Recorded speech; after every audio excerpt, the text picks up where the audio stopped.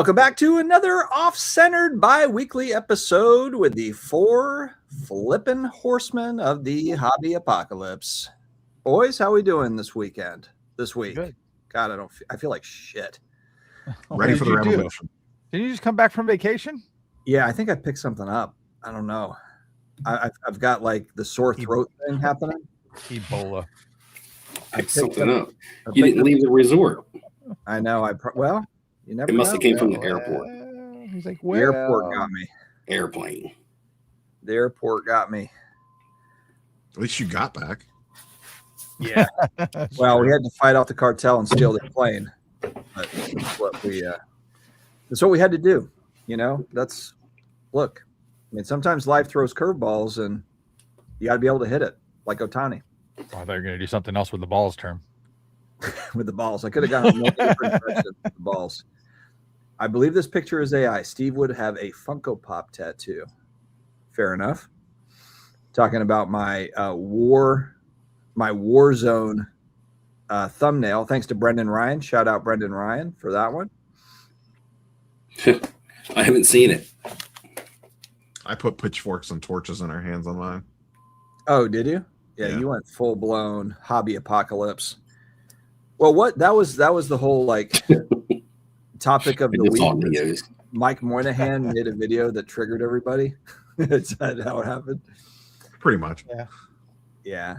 Hey, those are good talking points. What's up? I think this is Michael Stone. What's up, gents? Good evening, collectors. We got the Pick Six podcast, Pick Six cards. What up? We're ready. Steve, you didn't go to the Philly show, did you, last weekend? I did not. Oh, I heard it was crazy. Every show. Mr. Mangini. Got Eric in here, Mr. Mangini. Look at Pick this. Six Brad Noble. cards. Let's get shucked tonight. Me and Pick Six know what's coming. And it's the New Orleans Saints. They are coming. And no one's going to know until it comes. It's going to be September, October, November, and people are just going to be like, how did I miss this? And then I'm going to refer back to videos I was making in December, January of the second coming. Look at Mangini's still here. I'm actually in one of my next videos. I'll probably, and by the time my next video comes out, it's already old. But one of the best things that I've seen on YouTube lately that I thought was funny and entertaining was their awards. That awards, whatever it was, that Mangini had a small panel and they gave out some awards. I think Neo won one. Yeah, he did. Oh, I did see Neo that. won the award for getting news out the quickest or something. Did you get your award yet, Neil? It's supposed to be in the mail. Not yet. Maybe he's going to give it to me in person at the National. Ooh. So is that right, Mr. Mangini? You're handing out trophies at the National, or are you just giving him one of your Mangini collection cards? That's a prize in itself. I was just cracking up, especially when they were talking the about biggest the breaking BJ news stuff. is that Steve posted 2 videos since our last live. I was shocked. Yeah. He even did the AI thumbnail thing. I'm kind of thinking maybe a video creator now. I'm kind of thinking I'm gonna try to do a video a week. Don't hurt yourself. I love you're doing great on them too. They're entertaining. Steve's like, that AI thumbnail doesn't look like you, Dustin. And then I watch Steve go throw up his AI thumbnail. I'm like, okay, dude. My first AI thumbnail looked like me. Well, what happens is it looks like me at first, and then the more changes I make to like the dog and stuff, it starts changing me, and I'm like, no, it's changing. I'll be like, change the guy back to normal, and I do the same thing. I sent another picture. I'm like, that picture doesn't look like me. Change it back to change it to the. Whose thumbnails? Oh, Village People. Is that the pitchforks? Neos? Is that what it is? Yeah, I don't know. We got Eric in the house, the 4 horsemen of the apocalypse. It's all crashing down. According to this week's content, it's a massive revolt. It's such a massive revolt that shows are selling out completely. We did 400 and something million of sales on eBay or through online in February, which is the shortest month of the year. It's never been hotter ever. I was in Shipshawana, and that show was freaking insane. I don't watch a whole lot of content right now, but I did watch that video that Mike put out. I think I listened to it actually on the way home from work. It was really late, so maybe my take from it is a little skewed, but I felt like his revolt was more targeted towards the grading part of the hobby as opposed to the hobby in general. I felt like it was more of a, and a lot of his video was real to me. What I remember was more about the grading companies and things like that.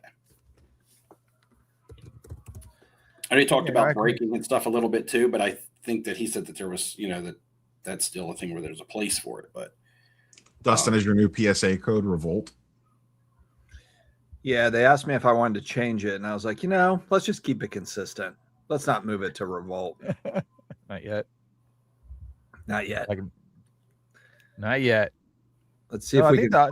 We're. I mean, are we at the point that we're near? I mean, I know obviously the height and value of things are COVID level at this point. There's some things that still haven't peaked, but a lot of things have. And we've seen a lot of cards surface that we're not used to ever seeing surface because we're at a peak and people are willing to sell to get out. But there's always somebody willing to buy to get in, especially now because we're in a new phase of the hobby. But are we getting to the point where almost everything is valuable again? Because it feels like almost base cards haven't gone crazy. I'll be honest, I was trying to do my sports cards are falling video, and I struggled to find stuff, even like obvious stuff. It was like I had to choose players that were just like way off the beaten path. I had to go John Morant. People are really pivoting. So yeah, I mean, I tried to find vintage guys. I couldn't find it. Guys, I made a purchase today. You actually, Ham, you just said like people are spending crazy money on stuff. I didn't pay $4,500. I worked this down to $3,500. Okay. But yeah, basically just, wanted a big breeze card. I like the fact that this is 2017. It's the Mahomes rookie year. It's right now, at least it's pop 1 PSA. Why didn't you just DM him and buy that? That's Elite Co 3. Is it really? Yeah, Cardboard Futures is Elite Co. I'm almost positive. That's I didn't know it was Elite Co. Well, he worked with me on it. Well, even though it's Elite Co, I'd rather the thing go through eBay. I'd rather just do. If you can't trust Elite Co, Elite Co and a PSA 10 and a newer holder. It could be you get a different coupon actually code. now that you say this, I thought I saw this card somewhere and it was in one of his recent videos. Dude, if this said Neo Cards and Comics, I'd go through eBay. I'm not fucking around with these people. All right. If this said Michael Ham and fish cards and fishing, it says MJH Productions on. It's going through eBay. Oh man, well I got to reach out to him now and say like. You mean you don't trust the PSA label to back you? What do you mean? Why do you need to go through eBay? It's a Psa holder. Yeah, it's already locked in. The PSA holder is fine. I just don't. Get scared somebody might not send the item. They might not send it. He's already shipped it, so I think we're good. In case Elite Co watches this and is like, "That son of a gun," I'm not selling to him. Yeah. So, but anyway, yes, Sports Card Dad, Drew Brees purchase here. Big purchase for me anyway. That's a big purchase, yeah, for me. Thank you. Here's my big PC purchase. That and that's your second big purchase in like 2 weeks, isn't it? Got the so we've also got we got the Tyler Shutt Gold. I can't afford. You know what's hilarious? The Tyler Shutt Gold is 3 times, maybe 4 times the amount of this Drew Brees Gold. It's a lot of baked in wins, and it's not even in a. It's not even in a 10. I mean, it's just like a raw copy. Yeah. Nia, you had some really good pickups at your show. You did really good with what you got. Thank you, Mr. Ham. Yeah, the direction you went with that was very good. The Myles Garrett Gold PSA 10 that's pop 5 sold for $5,000 in December. And I understand that 17 is Myles Garrett's rookie, but I was still like, damn, he's a defensive end. Gold, man. He's awesome, but I mean, just to kind of give some context on where some of these cards are selling. I mean, that's a rookie gold of like the best defensive player in the league. I feel like I know Black. He's the all-time sack leader, but man. Well, yeah, sort of. Yeah. I mean, he's got an extra game to get it. It's like an asterisk sack leader. I mean, Michael Strahan doesn't have like what? I mean, would someone pay $5,000 for Michael Strahan? Yeah, but I think he tied Strahan's in the regular schedule. He just beat it in the extra game. Hey, didn't they put an asterisk by Strahan's anyway because Brett Favre fell down for him? Yeah, Favre basically rolled. Yeah, he a giver. Yeah. Yeah, that's true. But my point is, it's a defensive end. Yeah, everybody's like, "Oh, football cards. It's got to be, it's got to be a quarterback. It's quarterback or bust."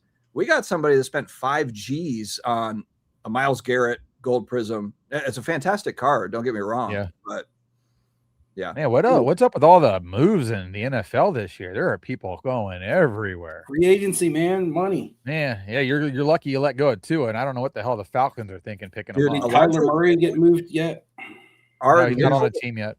Our nickel corner, Alontae Taylor, went to the Titans for $20 million a year. Oh, the numbers I've seen are ridiculous. What? I mean, I'm glad he got paid, but he can't play like the outside boundary. Like, he is a slot corner, and that is it. He's good. He can blitz, but I mean, if you can't put him, he's not a number one corner. You can't put him outside. Who are you talking about? Alontae Taylor, one of our corners that went over to the Titans for $20 million a year. Let's talk Malik Willis, because I bet you he's probably one of the people in the hobby that have gained some buzz. I think his stuff gained buzz prior, though. I think he gained buzz coming out of last year. People were already kind of like, oh, he's going to sign to be a starter somewhere. And his rookies were probably in the gutter, Sam Darnold style. Probably not that low, but, you know. They're still in the gutter. They're just on the edge of the gutter. They're like on the top of it. You know, not much confidence in them. Yeah, well, I mean, and now they're probably got some inflation due to free agency and hype. I mean, I think Kyler probably has the biggest bump right now going on with him, and he hasn't even gone anywhere yet. He would, but the thing about Kyler is we kind of know what kind of quarterback he is. I think if you put him on a different team, you get a different guy. I don't think so. I think capability-wise, he's been good. It's not like he's been bad. He's been good. He's been hurt. Yeah, we'll see. You know how it is. Sometimes changing a team makes a difference. Unless you're Sam Darnold. Good. He's been hurt. I mean, the Vikings have a better offense. They probably have a better offensive coach because Arizona's gone through a couple coaches with. But, I mean, when Kingsbury was in Arizona, they ran a lot of plays through a lot of passes. Yeah. I mean, we know Kyler has talent and he can be an exciting player, make big plays. Got a good arm. I mean, we've seen him be successful. So I don't think his cards have fallen off, you know, to where they become super affordable. Like Does he go to Miami? Does he go to Miami? Who? Kyler Murray. Kyler? Yeah. They just signed Malik Willis. People are signing 10 different people at this point. It doesn't even matter. Not for the money that they signed. Kyler's probably going to end up on the Vikings. I mean, there's not a lot of teams left. Didn't Gino go back to the Jets? Yeah. So then it's like, and Kyler can sign for the league minimum because the Cardinals are paying him.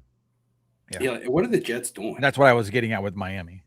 So also, as far as affecting young quarterback cards, because to relate some of these free agency moves to the card market, how about Tua? And I'm not talking about Tua cards. Will Tua cards negatively impact Penix cards? Penix still had a little bit of hype being in the draft class not long ago, you know, being more injured, still not playing a lot, but being the starting quarterback in Atlanta now, does Tua come in there and be the starter? Is Penix the starter? I think they're all the starter. I think they'll start each quarter of the season, and whoever's the best quarterback gets to start the final quarter. And will people gain any sort of confidence in Tua with the same argument of, oh, well, he's going to a new team? But we've seen Tua in a good offense, surrounded by awesome players, the best receivers, and running backs. Running backs, yeah. He's already had a top team and wasn't. I don't think Tua will ever be in an offense as good as the team from 2 or 3 seasons ago with Tyreek and Achane. When they put up how many they score on Denver that year? 70 or something like that. Mm-hmm. So that was his best team by far. So a lot of the players moving around. Mike Evans went to the 49ers, so that tells me what he feels about our team. So even though we made a few moves, he just wanted that last payday. I mean, they gave him $20 million a year. That's tremendous. It's guaranteed $16 million, but he pays higher taxes over there. There's no tax in the state of Florida. Yeah, but again, I think he has a better chance to win over there than over here. We're trying to rebuild half the damn team. Yeah, that team's built to win over there already, and they might just be a Mike Evans short of being able to win. Yeah, well, Mike Evans has got a year or two probably left in his career if he's even healthy, because he was beat up this year and the year before, hamstring problems. But he's been great. But he is in the twilight of his career. Yeah, I just know when he wasn't playing for us because he was injured, we struggled with all the wide receivers that we supposedly have that are good. So that doesn't tell me much about anything. Well, yeah, but you lost the rookie. He went down too. So it's like, I mean, we had a horrible injury season with the players on the team, but you got to step up. This next man up, and Buka just couldn't catch the ball. He stopped catching the ball. He could, and then he stopped. I mean, it's almost like he got so good in his head. Yeah, he got so good in his head, his hand stopped working. Yeah, we got movement to the Saints. Do you like the Etienne signing? I like all of it, man. I know you're a Kamara homer. We got an inside. We got Edwards from the Bills, a guard. I know it sounds like it's not a sexy pickup, but we badly needed good guard play. So I'm happy about that one. We got one of the best punters in the league from the Vikings.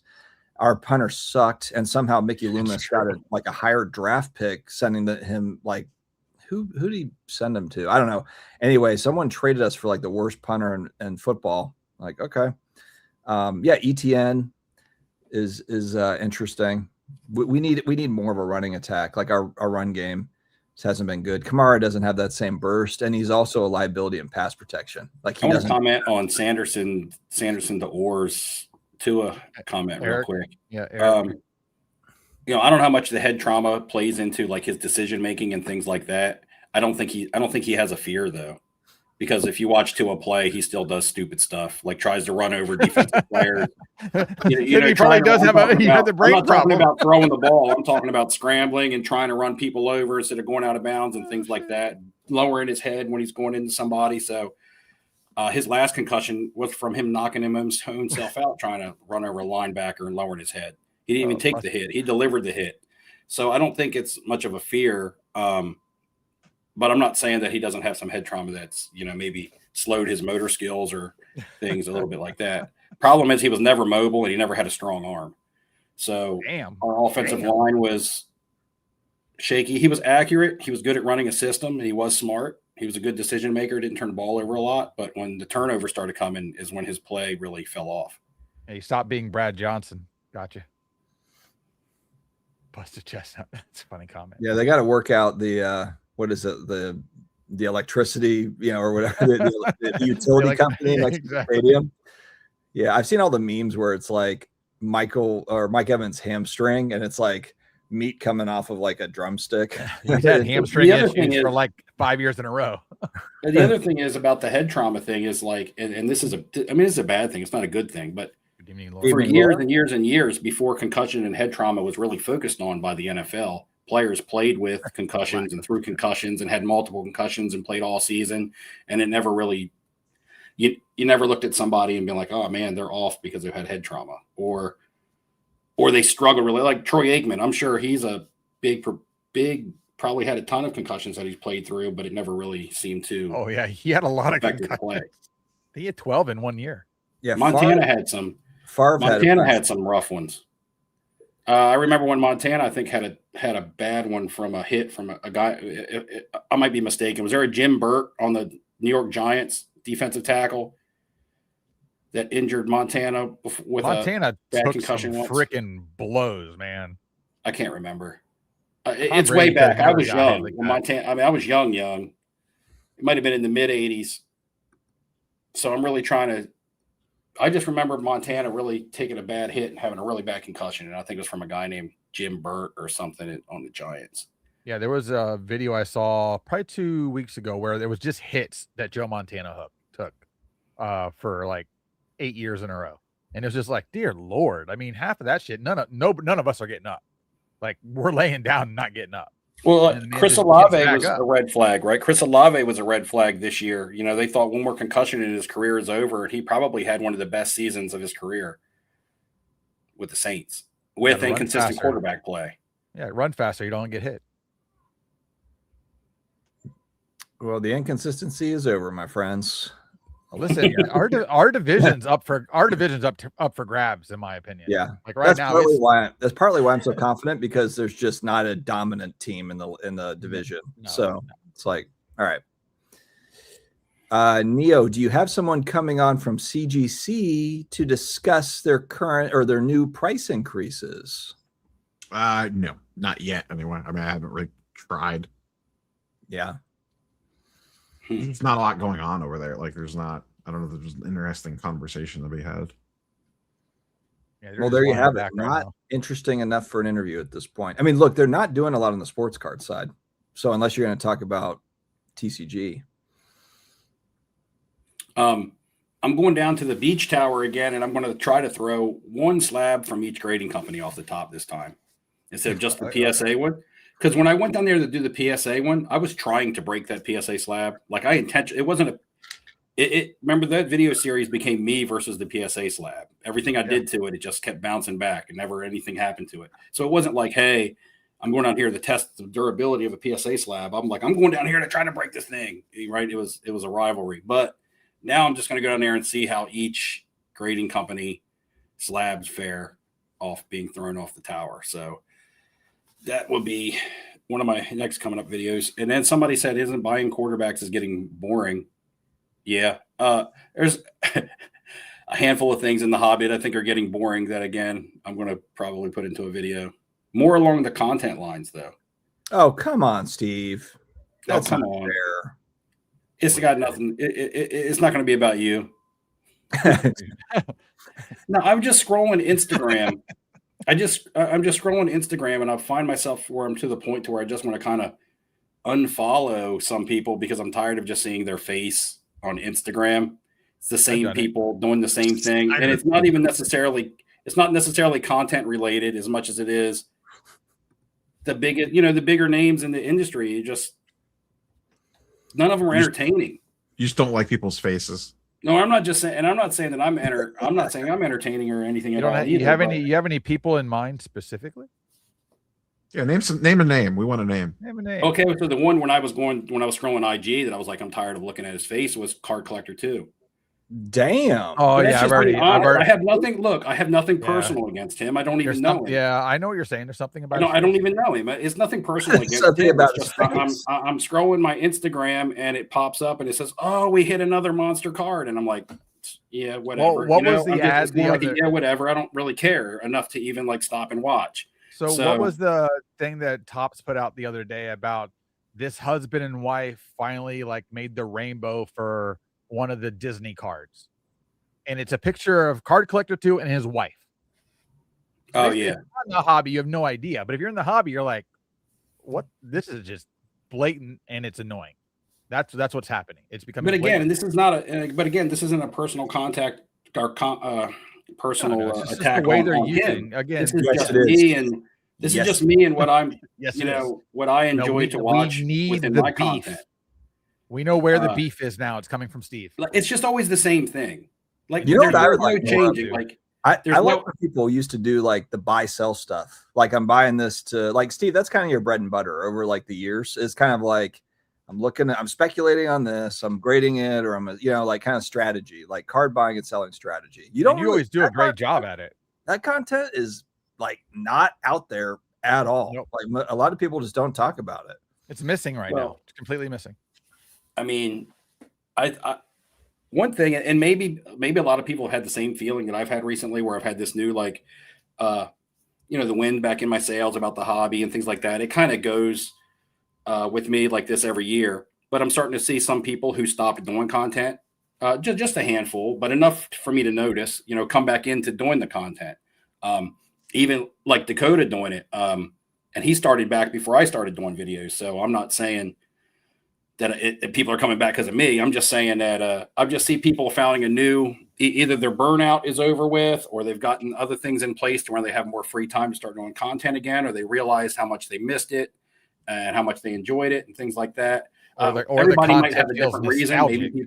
Maybe people are trying to make money from it. I don't know, but everybody has a different reason. But I'm just seeing some names that have been out of the game for a little while, come back in and start to do content again, which is fine. I'm not like, so to me, I don't know. Those are people that haven't been gone, right? They've still had, their love for the hobby, and they've just been doing what they've been doing. They just kind of been doing it off camera. What do we refer to this rush and this rise that we're in now? We had the COVID bump, what is this bump called? Is this the Kevin O'Leary bump? Like, where are we going with this? Because we're on a hype train. Like, we're in a hype train. Credit card Logan debt, Paul's, all the stuff. How many people are now having a live stream for one of the auctions going off every week, multiple times? I think we found our answer right here from Swagglehouse. I sold my comics for BAM cards. Smart move. I think it's pretty obvious that the comic book folks are getting into trading cards, and it's pushing the prices up on everything. All jokes aside, good for the NBA that BAM scored 83 points. Or is it a sign that the NBA really sucks that much that it's BAM? I don't think it's that. I don't think it's that big of a deal. It's kind of a one-off, right? Do you know who the all-time leading receiver is for yards in an NFL football game? Total yards in one game? Total receiving yards in one game. Isn't a guy from the Titans? If it's still the same guy, to me, I remember when it was Willie Flipper Anderson. Oh yeah, the Rams. For the Rams. But Rams, yeah. But do we talk about him now? Nope. We don't even know his name. I remember it was a few years back when BAM had a moment when BAM's rookie cards. You remember like going back a few years ago when all the basketball cards were hot? BAM's cards had a moment. Yeah. But I mean, here's the thing too, is like, how come we haven't seen anybody enter this space that's new? Now, I understand you can't do anything with the licenses, but you can still do something potentially like what Gas does. Nobody's done that. Technology-wise with product, nobody's tried to enter the market. The market's going up. And at some point, you get the guys that are just trying to make a buck that might bring something invaluable just to do something or mix something up. And I don't feel like we're getting it. Like, I'm waiting for something new to enter the hobby. We're at a point that it's all the same old players in this space across all the genres and all the types. We haven't seen anybody enter new and really push anybody else in a direction, which usually builds more competition, obviously. Like, this space is really not full of a ton of competition anymore at any direction you go. So like, you need that to make change. And we're at a point right now that no change is going to happen unless somebody comes in with something new and kind of put the shockwave through the entire hobby, basically. Like, I'm just looking around and I just don't see anything super exciting. It's the same old thing.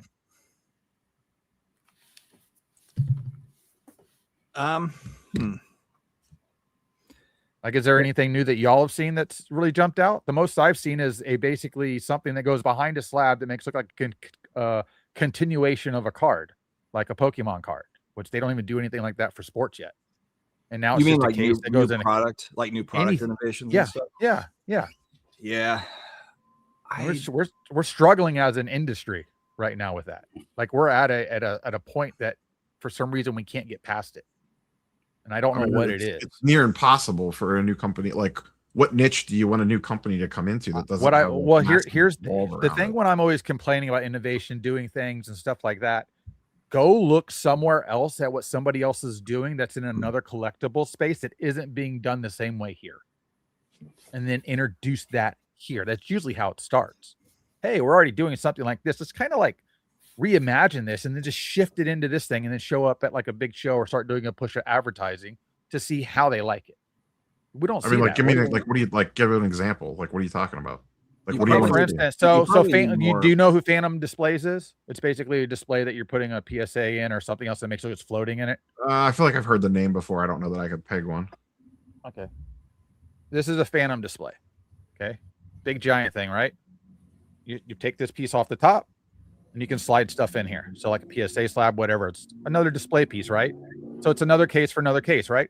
Why do you need another case for another case when this can be a mag that just locks on it? So remember the big bricks that we used to have and we put the screw downs on? Mm-hmm.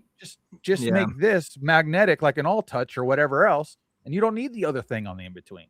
Like, I mean, realistically, there's probably more innovation opportunities on like the gambling side of the hobby than there is on like. How is that? The odds are stacked against you. You're built to lose. Somebody else is built some to win. sort of like no prediction. innovation.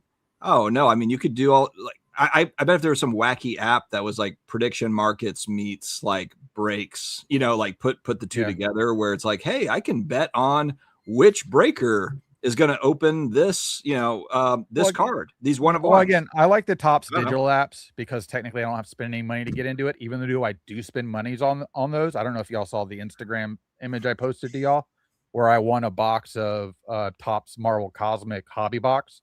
Oh, you won that digital one? I won that. Yeah. So nice. They gave me a QR code. I go to the regular Topps redemption page. I put in that code, and now they're sending me a hobby box. So yeah, I put real money in because to get to that product, there's a paywall, but I know that paywall pays back very easily. And I just happened to hit a bigger product. So I probably had $60 invested when I did that to a $300 to $330 box that's coming my way.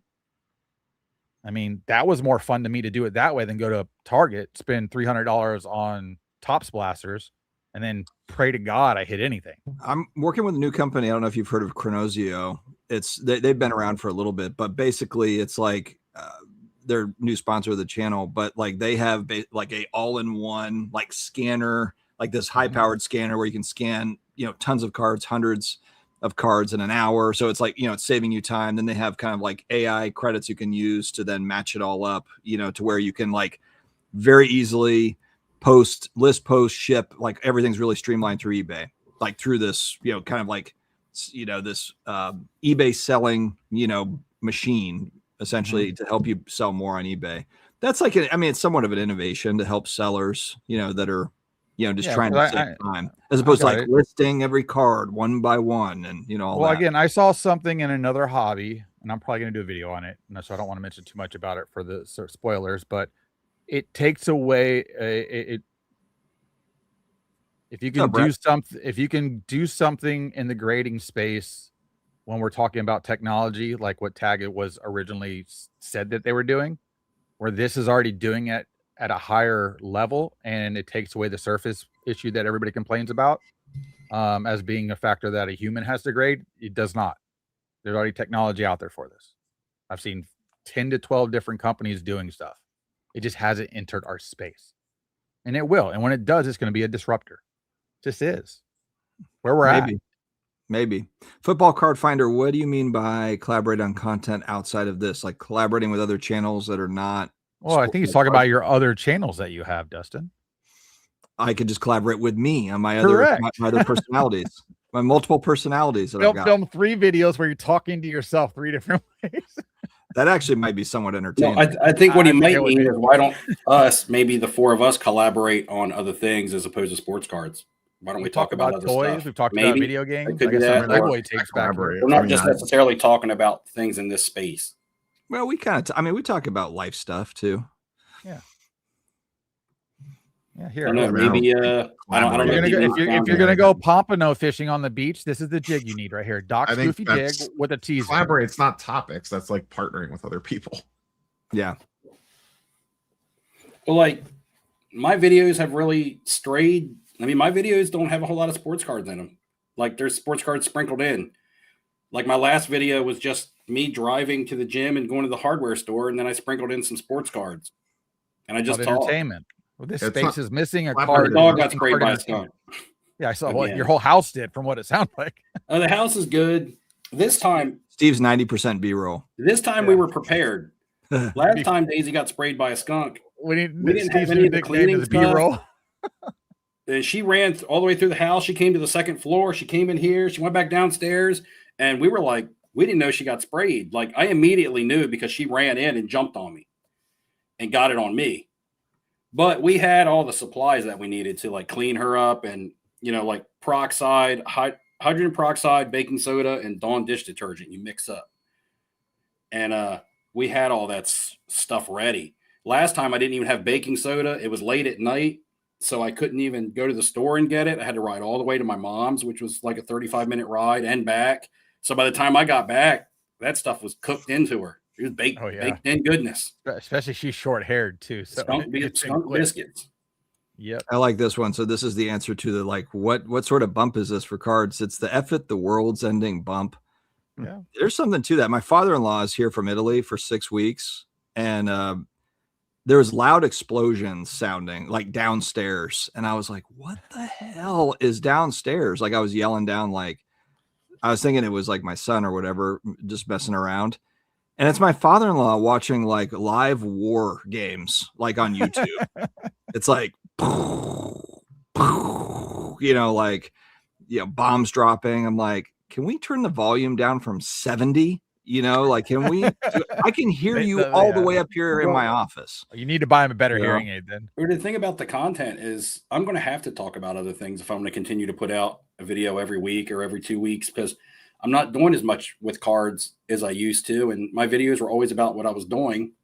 So if I'm not doing much with cards, it's kind of hard for me to come out with content that's not repetitive or redundant. So it's like, I do want to mix in some summer stuff, like more things with the dog, sports cards, fishing, sports cards, going to the beach, sports cards.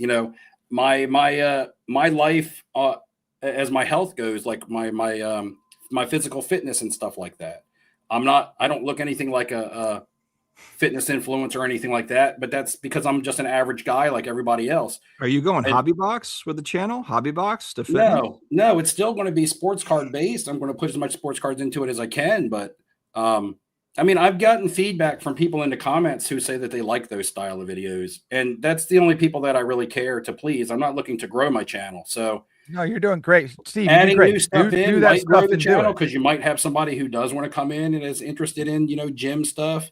But I'm not an expert on any of this stuff. So but you are an expert. You're not listening to somebody that portrays themselves or actually may be an expert, and that's what they sell themselves on. Like, I watch music reactions and I watch movie reactions because I like to see people react to stuff that I like, to see if they like it the same way that I do. I like watching young people react to Pink Floyd music or to Pearl Jam music. And I'm like, man, I wonder if they like it as much as me. That's cool. And when they do, I relate to them and I go back to their channel. I watch fitness influencers because I try to learn about things I should be doing, correctly in the gym and things like that. What's her name? I watch them, but those guys are all ripped and jacked and young, and they're not just an average guy. Like, what can an average guy who's almost 50 years old, what can I do for me? Right. ELP1, baby. And people can tell you, what they do, but with me, it would kind of just be kind of like my journey. Hey, look, I'm losing weight. I'm not losing weight. Putting on muscle. I'm not putting on muscle. This is what I'm trying. This is, it's a trial and error. And, so with me, I would just like to broaden it more like that. Still keep it sports card focused when I can, but in order to get 10 minutes of content and not bore people to death, I'd like to sprinkle in other things. Yeah, you were semi-retired, Steve. So come on now.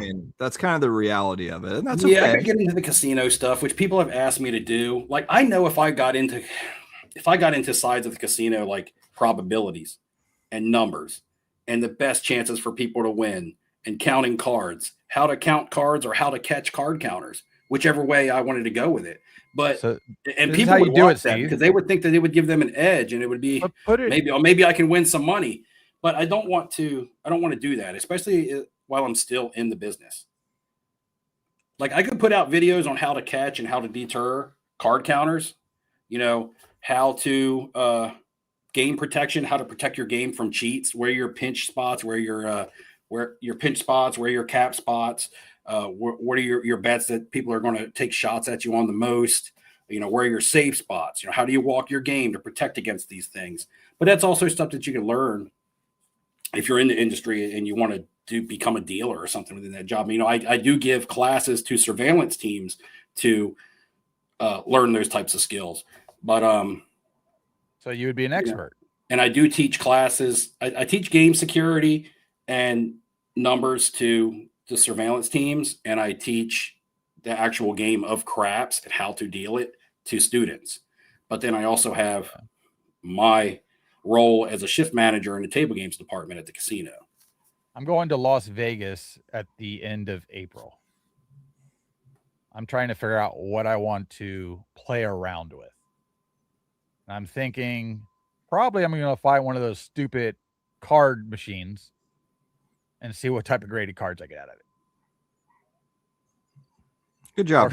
Or should I play crap, Steve? You've learned nothing. Thank you. What do you want to? Craps is. Or do I just go to the roulette table? Craps is very broad to say. Do I want to go up and play craps is 7 or different 11, than saying, right? do I want to go up and play blackjack? Because Or do they craps just has play the pass really line, good bets, and craps has really crappy bets, for no pun intended. But there's really good bets and there's really bad bets on the craps table. There's bets for everybody. On a blackjack game, I reached out to Stack and Jim, so said he's gonna come hang out with me for a day. Oh man, stacking gems. Yeah. He's still buying too. I mean, he buys like one of ones. Yeah, he pops into the comment section occasionally. I wonder how he's doing.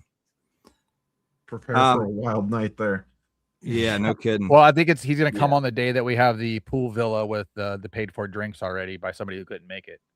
So we have our own cabana at Caesar's Palace at the pool for a day. Nice.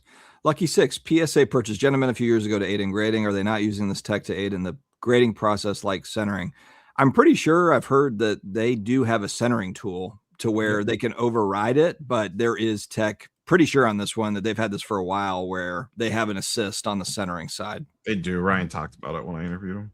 Yep. Yeah. They've had that going for a couple of years, I think. That's not a new thing. So for the centering, they've got help there. Yeah.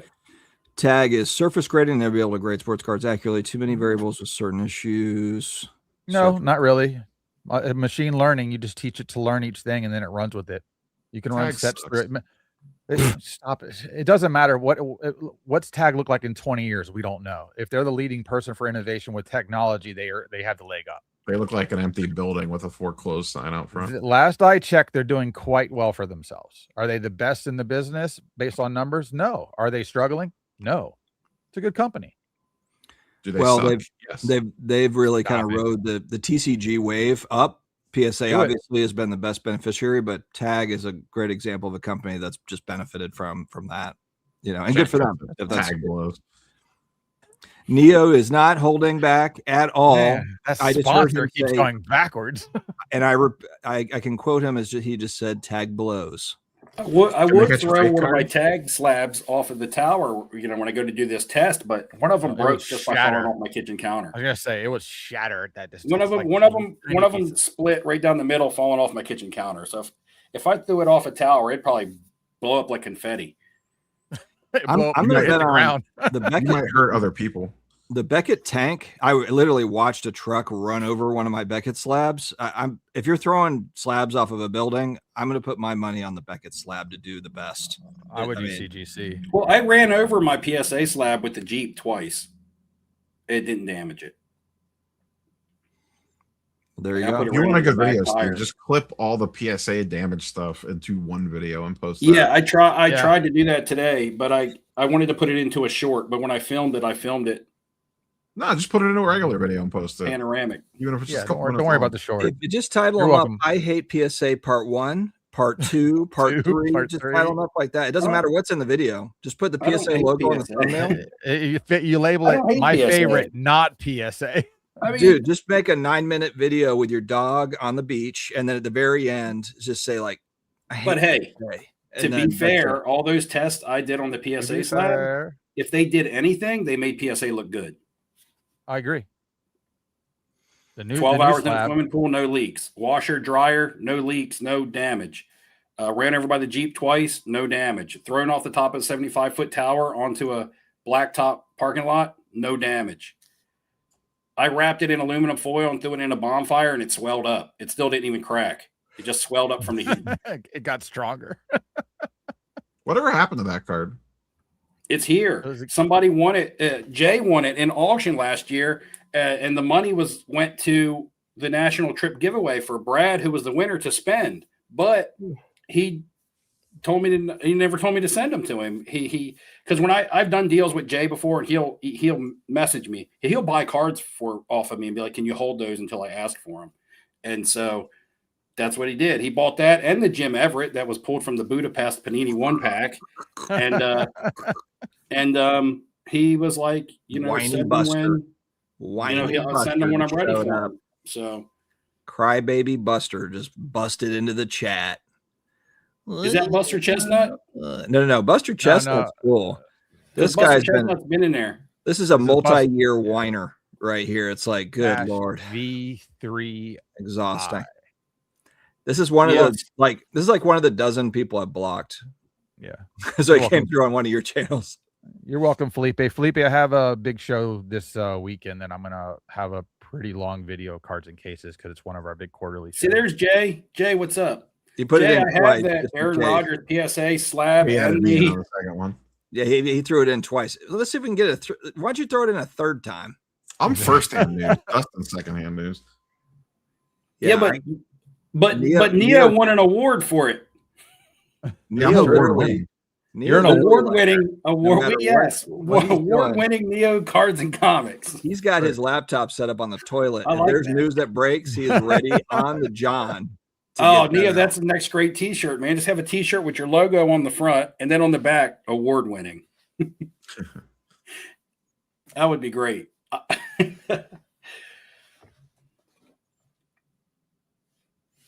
Steve's getting all sorts of advice on video content, security, casino stuff, gambling stuff.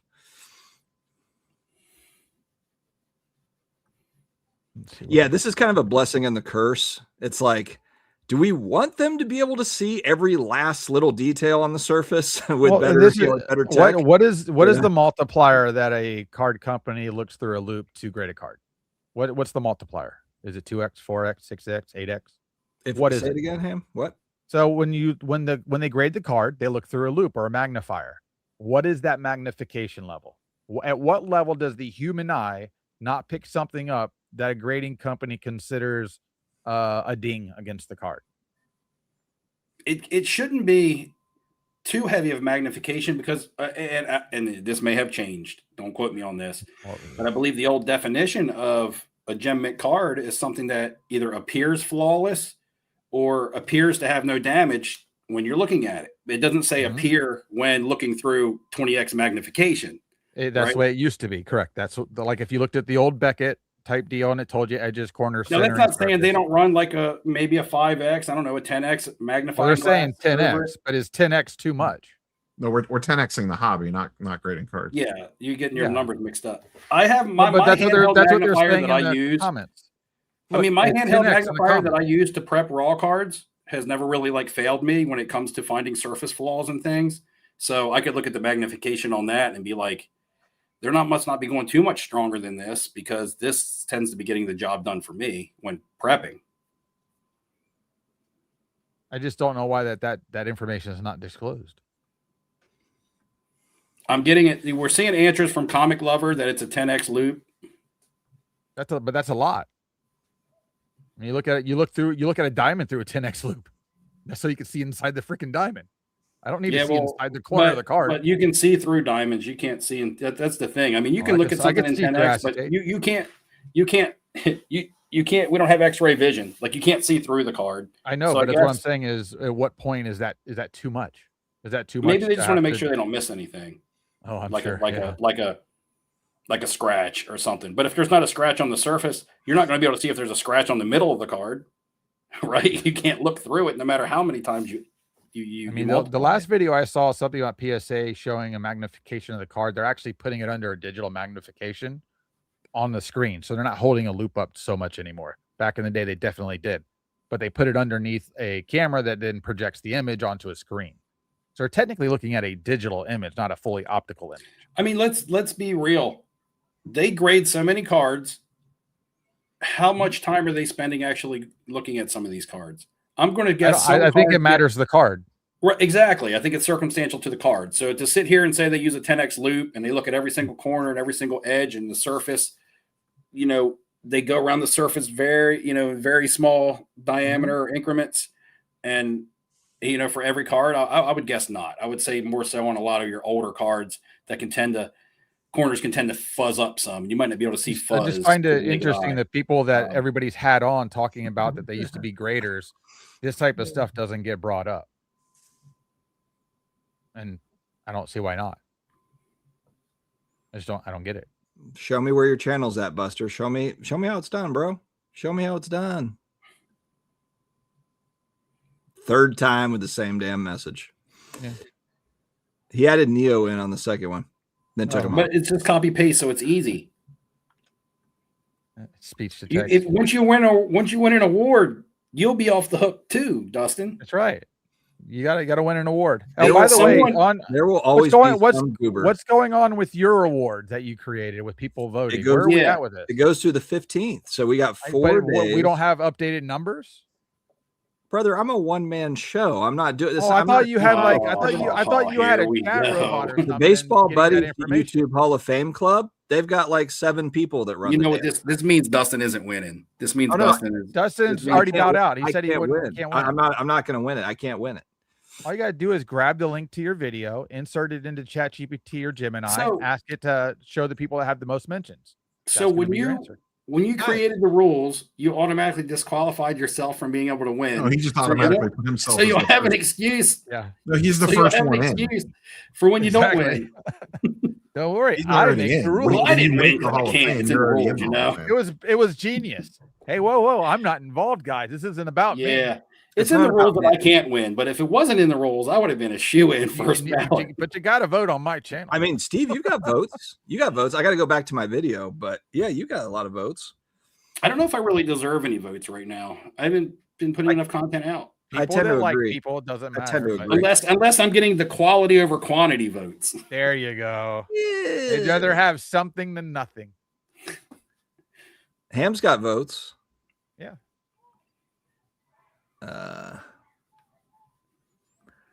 Yeah, 10x Paul, 10x buy is what I've cooler heard, too. cards, and you care way less about what grade it is or who the How you doing, upgrade. Paul?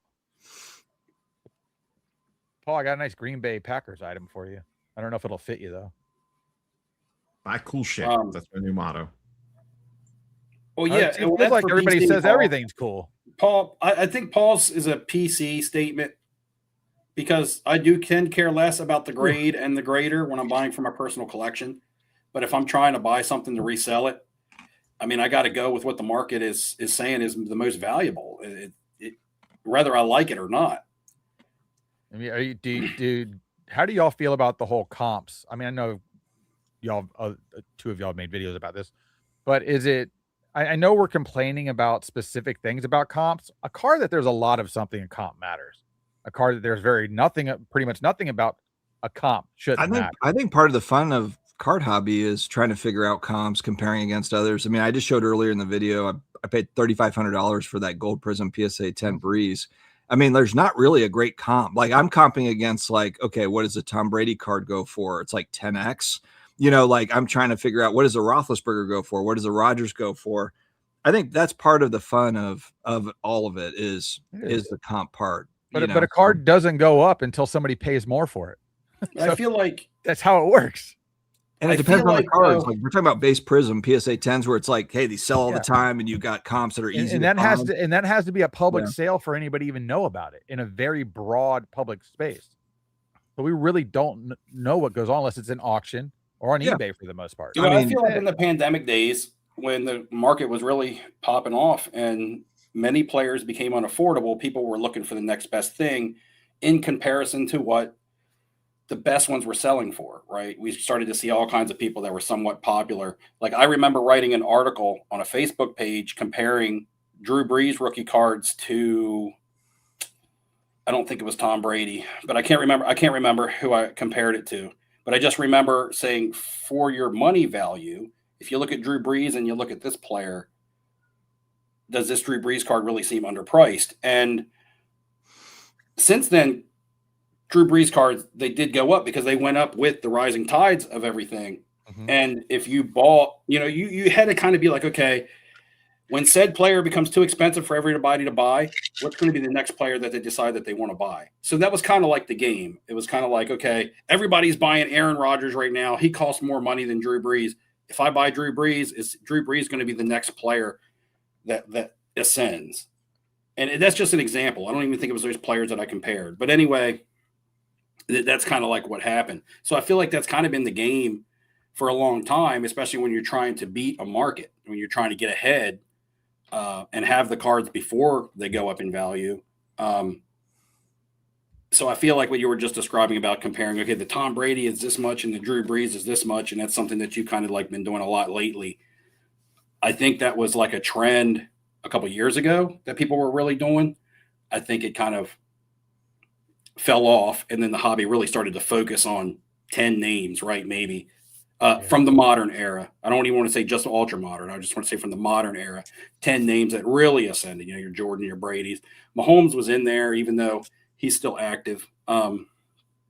Just a handful, your Kobe's, the stuff that when you go to a card show, if you have those players, people are going to buy them off you because they're so high in liquidity. And I don't like to use that word liquidity with sports cards anymore. I used to use that word a lot, but now that I'm in the stocks and cryptos a lot, I truly understand what the word liquidity means. But anyway, for the sake of, cards that are going to be easier to move than other players. And it's still those same handful of players.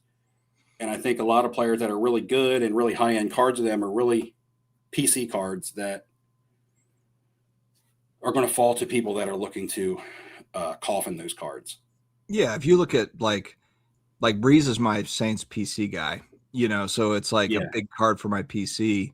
But yeah, you're right. I mean, I could have spent $3,500 on a Michael Jordan card. It's far more liquid. It's, maybe it's, more safe in quotation marks. But, I think that's part of the fun, though, is having kind of a mixed bag.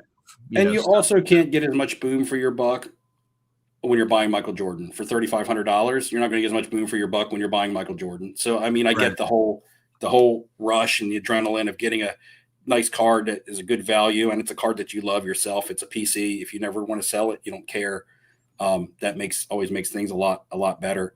But again, say for instance, you were looking at, and Aaron Rodgers is still playing. I'm just using his name because for some reason his name keeps popping in my head. But like an Aaron Rodgers gold prism from that same year. I don't know what that card goes for. I don't know if it's worth more. I don't know if it goes for more. I don't know if it goes for less than a Drew Brees, but what is it in comparison to a Tom Brady? So then again, you could be like, oh, well, that Aaron Rodgers in comparison to a Tom Brady looks like a really good deal. I feel like, and this is the argument for your case, I feel like in that type of situation, you got to have more than it just feels like a good deal. Like to you, the Breeze, it felt like a good deal, but it also was a card that tugged at your emotions as a fan of the Saints. Yeah. And I think too, the way I look at it is there's literally a handful of quarterbacks in that generation. It's Brady, it's Breeze, it's Rodgers, I guess maybe Roethlisberger, maybe. And then you've got Eli Manning, but it's a very short list of quarterbacks kind of in that 2000 to 2025, bracket that came like post Marino, Elway, in that crop. And so that's another reason why I like, not that it's a safe buy at all, because none of this stuff is, but with Breeze being the part of my PC, I like the fact that he's kind of one of those handful of important guys where you look at the NFL and there's like the quarterback carousel just keeps on spinning. I think it's so tough.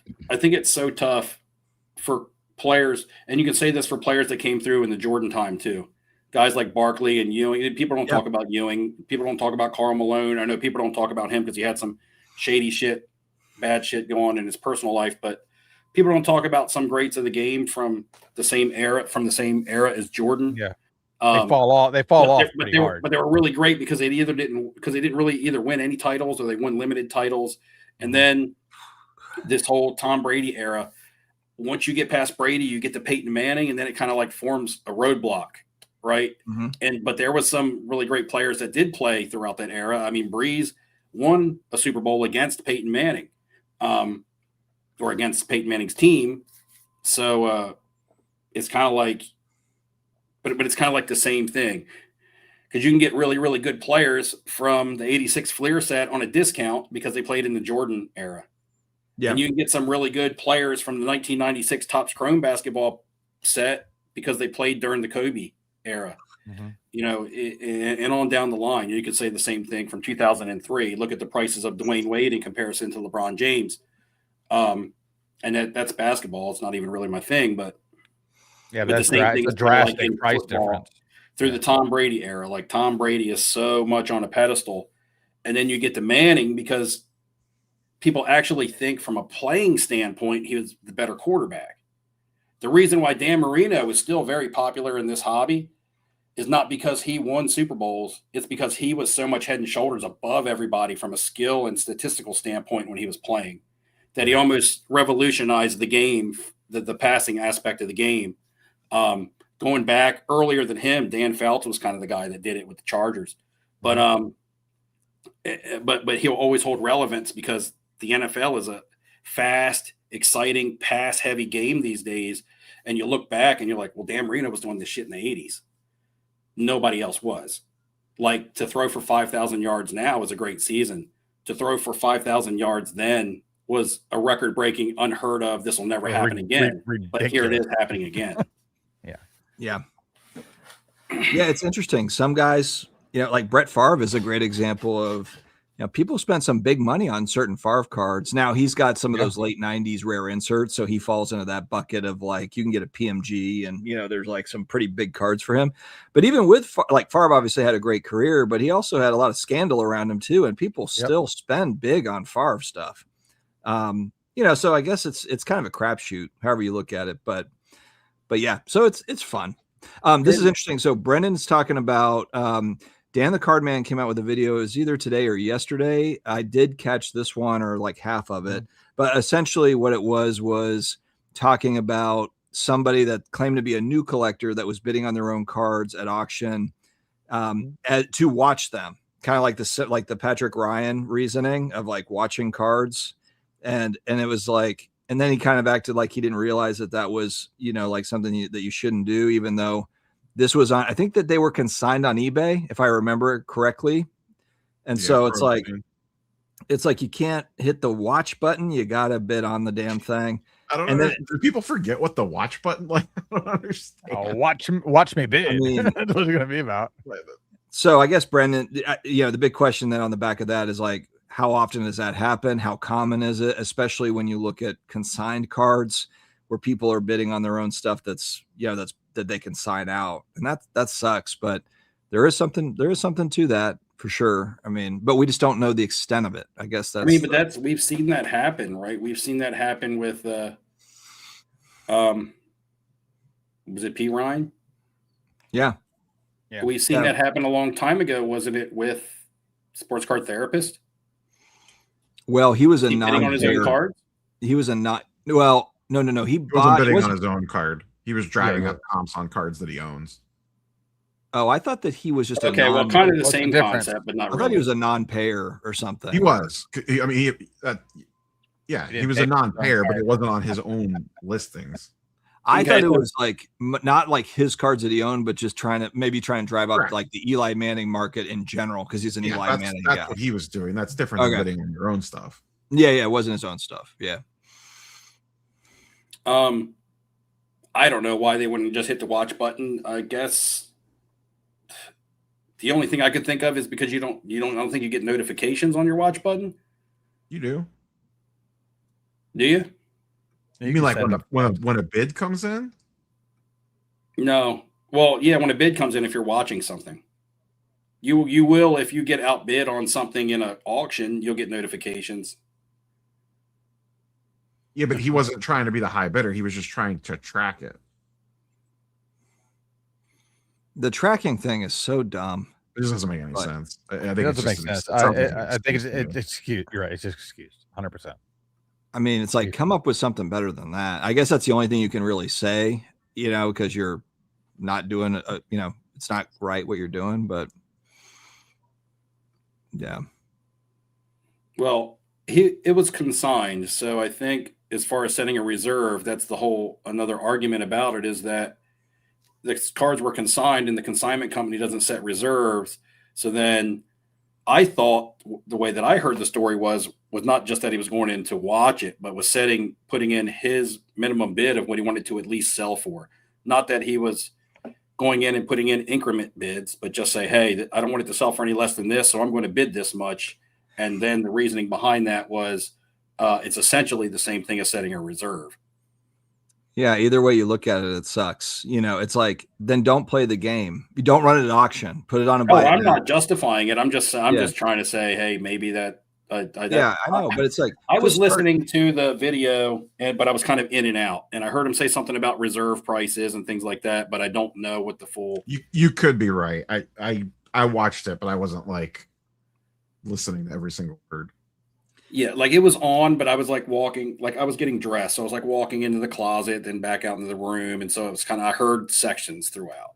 My thing is just run it as 7-day auction on eBay and set the first bid at whatever your reserve is. Set the minimum bid at $100. I hate reserves. If $100 is what like your reserve is, like you need to get more than 100. You're better off to just list it at 99 cents because auctions that you set at a high starting But price. what I'm saying is this was consigned. Yeah, but then it takes the risk away though. It's like you can't have it both ways. You know, if you're going to run it at night, I agree with you. Yeah, you're going to get more watchers in action if it's at 99 cents. But if you also are going to like freak out and panic and flop on the ground and cry if it goes for $30 and you wanted 100, then you got to set the opening bid at 100. And if you don't sell it, then you don't sell it. But yeah, I never set reserves, but I'll set an opening bid if I'm selling something myself. You know what I mean? I'd be like, I want to get at least $100 for this. So opening bid is 99. You know what I mean? So and that does deter off the early watchers and the early bidders, but anybody who's smart will add it to their watch list and then be like, okay, well, this is a $200 card. The opening bid is 100. Whether it's 99 cents or 100, I'm still going to be paying over $100 for this at the end of the auction. Yeah. But if you consign cards, you can't set a reserve. And when you consign them, it's just kind of like you just letting them rip. And because I primarily sell through consigning. And that's because I set an average of what I want to get per card as opposed to or per order as opposed to what I want to get per card. If I'm sending in 20 cards and I want to make, and I hope that I get $1,000, I don't care if this card underperforms or because another card is going to overperform. It's going to balance itself out. So if you're selling 20 cards at a time, look at it as how much you want to get for all 20. Because you might have a card that's a $40 card that might go for 20, but then you might have a $40 card that goes for 55 or 60. If you pay for it in the end, shouldn't matter if you're bidding on cards you have. I don't agree with that, man. That's a bad take. Yeah, that's not a good take, dude. A real bad with the Jose Altuve picture. Nice. Yeah, I mean, because here's the thing: if you don't win at the end and someone else does win, then you just cost them money. Yeah. And NH Rocker pops in with, you got a vasectomy last week. Well, congratulations. Welcome to the club, buddy. Welcome to the club. I've been there too. I remember frozen peas. Crazy. I went to one of those You guys are in that club. Yeah. Okay. I'm just curious because me and my wife we're having a discussion earlier this week. I went to one of those guys in Florida. This live just took a turn. I went to one of those guys in Florida that's like got the billboard like 10,000 vasectomies done or whatever. Yeah. It was funny. It took him about 20 minutes. It was like he had like Sports Center on TV. I walked in there. He's just talking to me like, "Hey, what do you think about the Bulls this year?" He's just talking to me through the whole thing. There's like smoke coming off of my balls, and like he was done in about 20 minutes. I drove myself home. It's incredible. How were you the next hour? It's fine. Like it was literally like you can't do anything for like a few days in case there's. Mine wasn't that bad. I mean, my cousin acted like he was dying. I didn't have that. This guy was a pro. Yeah. I mean, he was a man. Like, it's just different. You take things as a man, like a man. It doesn't hurt so bad. Yeah, this dude was a pro. We need the vibes from Ship Shawana here for Brad Varda. Brad Noble, real quick. Yeah, Brad Noble. I use my Pixel 8 Pro when I'm doing all my show videos. DJI Pocket 3 for me. Yeah. Don't listen to him. It's probably something way better than that. If he's saying it's that one, he probably has like the Ultra Pro version. Nope, that's the best one that they make. That one. Mm-hmm. Neo, can you talk a little bit about the vibe at Ship Shawana? What seemed to be in demand or out of demand?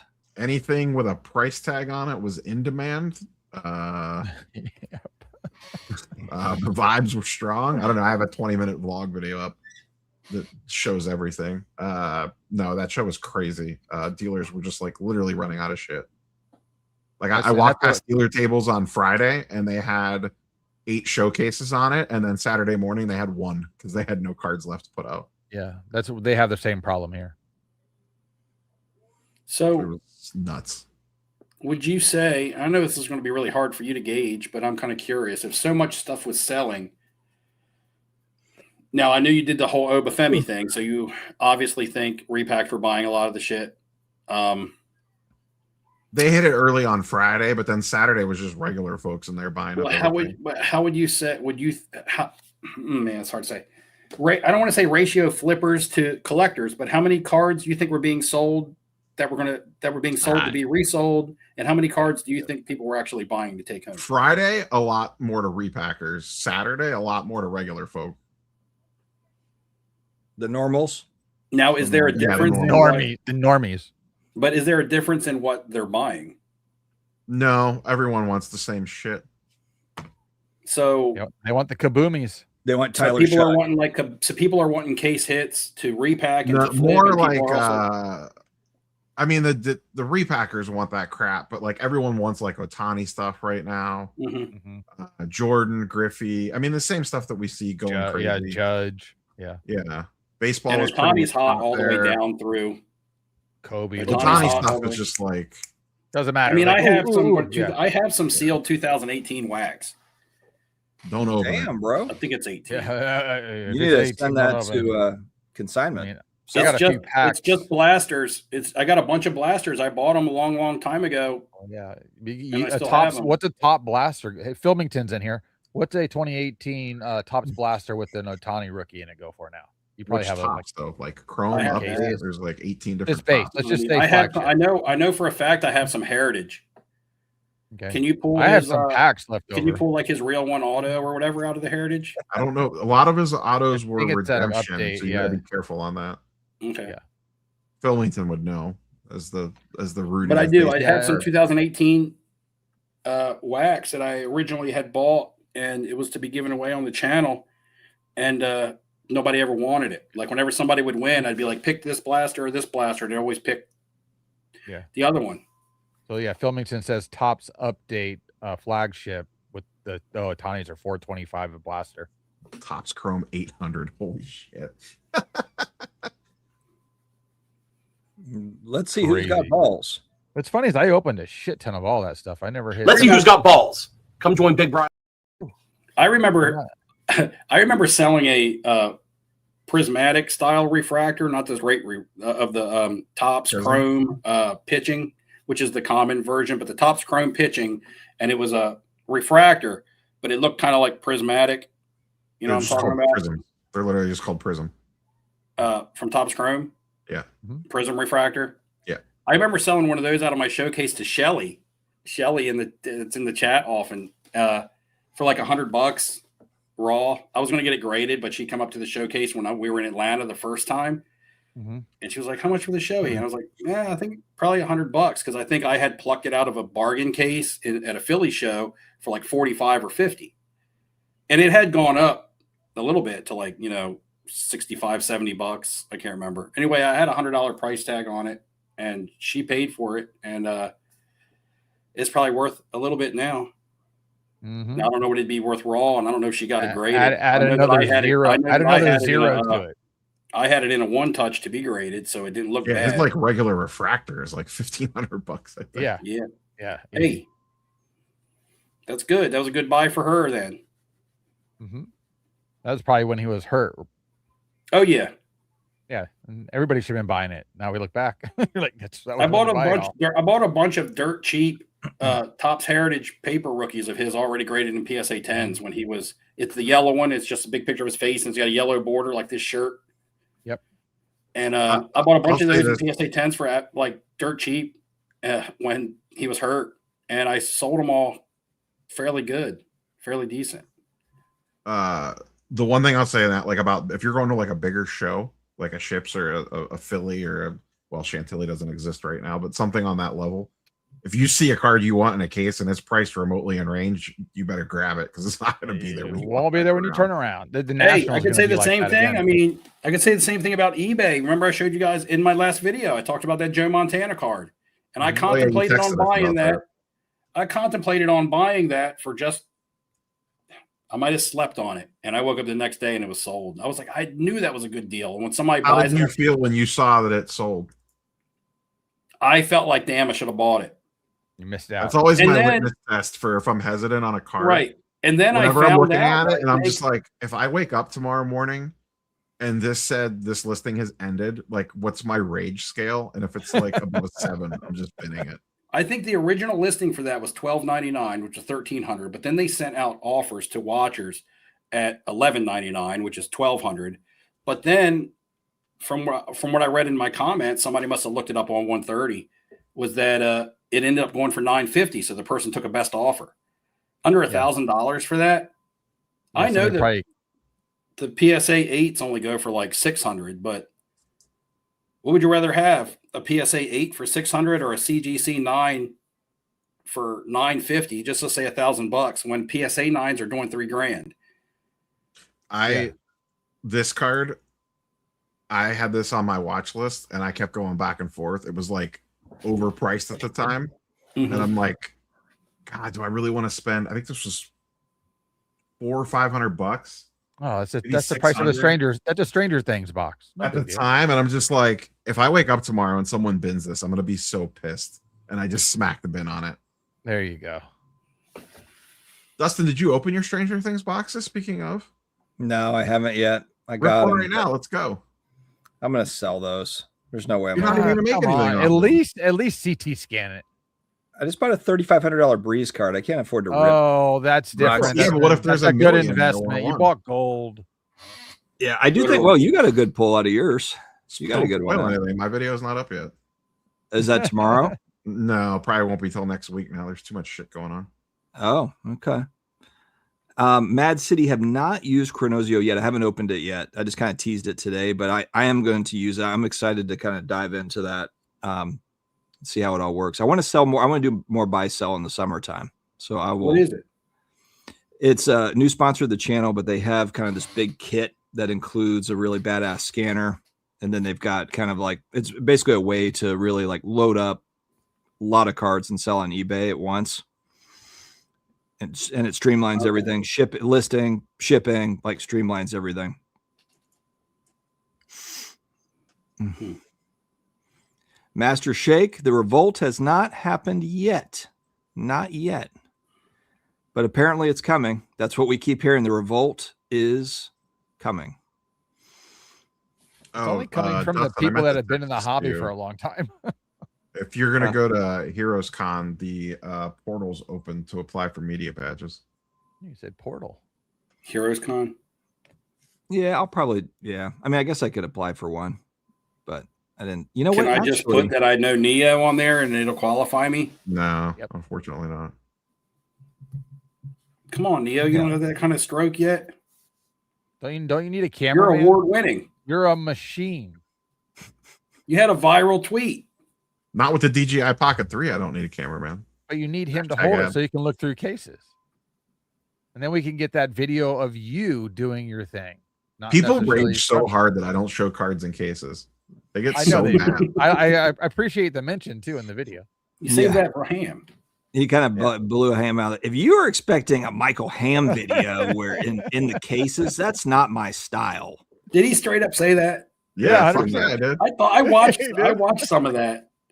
I was laughing. That's awesome. It was like in the first 3 minutes. I opened the video. Yeah, like literally. Yeah, he's still walking before he walks in the door. Yeah, I'm like, listen, if you're expecting cards and cases, go watch Michael Ham. This isn't the channel for you. But like, even I what won't you be said going to about a Dallas people, show in Jersey. People not liking you like in the case sometimes. I only get that at the National. And I don't know if it's because everybody locally knows me. Ships is, well, they might know you. Ships is just too busy though. Like I could barely get. Oh yeah, no, it's hard when it gets too busy. I really pick and choose a card or two in a case, or try to just, even my shows recently, I've had to wait to go back to cases to look at cards, or I see somebody purchasing a card and I'm like, hey, super cool card. Do you mind if I throw this in my video? I'd like to show this. And they're like, yeah, I'd love to.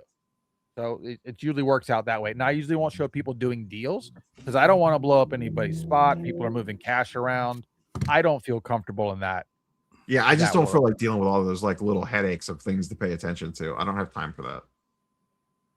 So I have a question. If we were to compare, okay, I'll make up an answer. From 2020/2021, whenever the hobby really started popping off, everybody started attending the shows. We went to that first Dallas show, then we went to that first national where we all attended.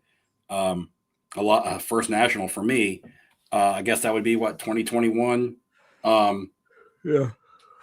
and when the hobby was really at what some would consider to be its peak, at least from a marketability standpoint. Some people would say the hobby was at its worst because they didn't like the way the hobby was. And some people will say that now still. But if you were to, then we had a bit of a drop off, probably 2022 through 2023. Where would we compare where the hobby is sitting now to that 2021 year? I can't really answer this question because, again, I'm not out at the shows and stuff like you are, Neo, like you are, Ham.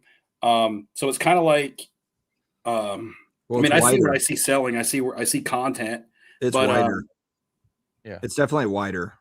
Yeah, it's like Neo said, it's healthier right now. But I would say it's not like base Luca prisms that are going to the right. I'm not saying it's not ridiculously booming like it was in 2021. So leave 2021 out of the equation. Where would you compare it to the years to where it was starting to come down from its peak? Stuff that's booming. Yeah, no, I think it is. I think knowledge has changed with, again, videos that people put out and things like that. New people getting into the hobby, other people just venturing in and out of it as we go.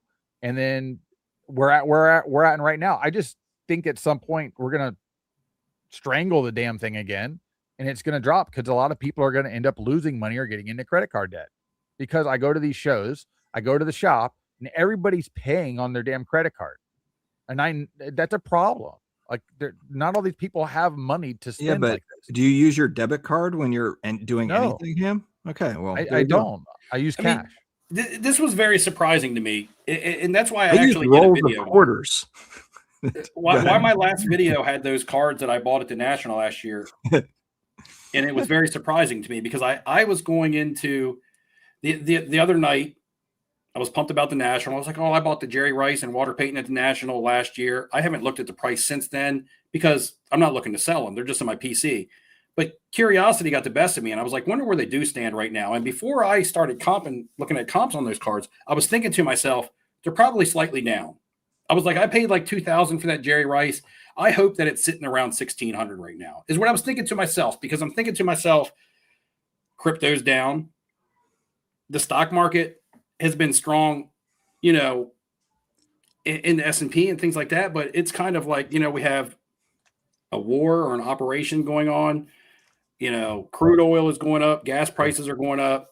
There's probably going to be a little bit less disposable. Kobe's going up, baby. LeBron's going up. Tommy's going up. I was like, is this affecting? But I'm like, is this affecting people's? There's fear and greed, right? So it's kind of like, are people getting scared now? Are people still willing to shell out money for sports cards in a time when there's kind of some question marks going on? And this is where I have the conversation where it looks like COVID. Everything's just going up. At some point, you've been watching, but not in every market, to be fair, Ham. So when I'm looking at other markets and I see that other markets are down, I'm going to what other market? The stock market? You talking about stock market? Crypto's but that's all a game. That's all a game we're involved with people that are controlling it. Volatile markets. People are putting their money into stuff that is safe, like silver and gold, and now oil. But silver and gold's been safe our entire life. It's just a different number now. Everybody said silver and gold my entire life. That's never changed. What are you talking about? That's just a slogan. That's the thing they say. Ham's going. Let him cook. The price of silver has gone from like $35 to $90. No, what I'm telling you is people always said put your money in silver and gold. My whole life, no matter when silver was $13 an ounce. I like the meme. But silver has utility now. When you were a kid, silver wasn't being used in all your electronic products, and everybody wasn't carrying a cell phone and things like that. Like, silver is more than just something that's going to be used for jewelry. Silver is the most conductive metal that we have. It's been used in electronics. Exactly. But even more so now because we've become an electronic society. People are talking about having robots in their homes and things like that. Open your keyboard up right now. There's no gold, no silver in it. Open the keyboard up. Silver has tanked lately, but you can't say something has tanked when it's still up probably 60%. Like nothing goes. Like silver tripled in value. It's still like if silver goes up to $100 from 35. And then comes back down to 70 or 75, you can't say silver is tanked. You have to zoom out and look at the graph. You can't look at the weekly or the daily. You have to zoom out and say, where are we now and where were we then? So I was kind of like, but I was thinking, I didn't think cards would have gotten like super soft, right? But I didn't know that like the cards like the Jerry Rice has a 75% increase. I remember That's you were not a battling. 75 You were that's not a battling buying that 75%. too. But that's not a 75% increase on a $100 card. A 75% increase on a $100 card, it's a $175 card. Yeah, you can do that overnight. That seems now. reasonable. Hit But 2 home runs in 2,000 the to Classic. 3,500 on a player that's not still playing, it just seemed to me, it was very surprising to me. But our cards are no different than the stock market. I like. Did it make me happy? meme. Absolutely. I like the meme Am I where glad? it's like your Yes. grandpa. Still.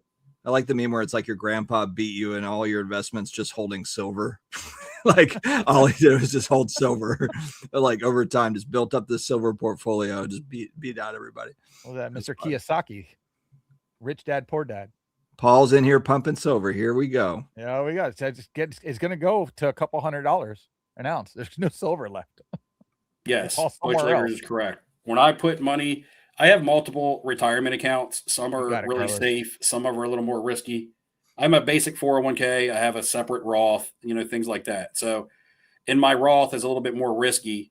I will hedge when I put money into stocks in my Roth account, I will hedge with silver and gold just to have some safe Who's investments in happy there too, about precious safer, metals? less volatile. The Canadians are happy about precious metals because that's a big part of their industry up there is mining. They mine for all that stuff. They are fired up there about the precious metals going up. Carlos, last week or the week before, you said it was still like 30 degrees up there or something? You know what's crazy? The high was 87 today in Raleigh, and the high tomorrow is like 55. And it's the cold 70 here today. It's cold, the cold front coming through. Yeah, it's 80 here today, and it's supposed to be 30 next week. And it's crazy because I'm 15 minutes from the seashore, and I took Daisy to the beach to go on a walk. And when I got from, I'll tell you something else.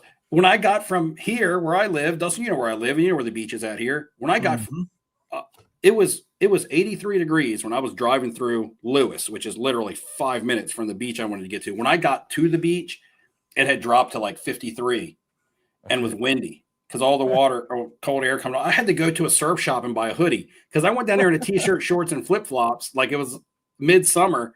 Do we got a video of this? On the beach and was like, this wind is brutal. We're gonna have dudes cutting the copper pipes out of our house. And then, so they cut the copper off the backflows actually down here when copper gets high. And Daisy went to the vet yesterday. Now she had a vet visit planned long before the skunk incident. So she gets sprayed by a skunk. And I said to my wife, I said, is she still going for her vet visit? And she was like, oh, hell yeah. So she took her in the vet. She told the vet, she's like, she just got sprayed by a skunk like 3 nights ago. And the vet was like, well, I don't smell anything. So that was good. But I was like, Daisy, you got sprayed by a skunk on purpose. So you got your doctor's visit, but she still had to go. I can relate to this. Rippin' for Rooks just got into the hobby after a 40-year absence. So he's like, what, Rip Van Winkle coming back into the hobby 40 years later. Can't believe the kids walking around the shows with cases of cards that are worth more than my 2020. That's the thing that's so crazy when I'm watching like Jeff Wilson videos or whatever. Actually, I watched one over the last couple of days where the kid wanted a 2018 Kaboom Josh Allen, I think a PSA 10. He was collecting like Josh Allen Kabooms. He whips out like a 86 Fleer Jordan PSA 7. He whips out like all these cards that add up to like $8,000 or $10,000 or whatever it was, and they did the trade. And I'm just like, what planet are we on, man? I just realized how poor I was as a kid. Like just watching. Yeah, I didn't have 80 cents. Oh shoot! Do I have? That's because some of these kids are like insane hustlers. Like they start with like a $10 PSA 10 Luca, and by the end of the week they flip it into $1,000. Join my crew. You take the card and put it in the sleeve. I wish I had the year broke. I got to add the year broke clip to this. We got to have the year broke clip. I'm surprised you don't have more clips. Chris, yeah, I just have the same ones. I've been using. Chris, I just put out 2 videos. I know it's a shock, but Daisy's in the videos. She's the only reason people still watch. That is not true. Partially. Yeah, it's crazy. That's why I don't feel well. It's like 90 degrees one day, it's 50 degrees the next. I know, I'm excited, but our cold weather's not coming until next week.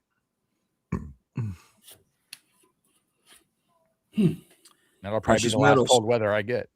There's a million of these mining companies in Canada where you can invest in the mining company that's going in and pulling stuff out. I mean, they got to be happy.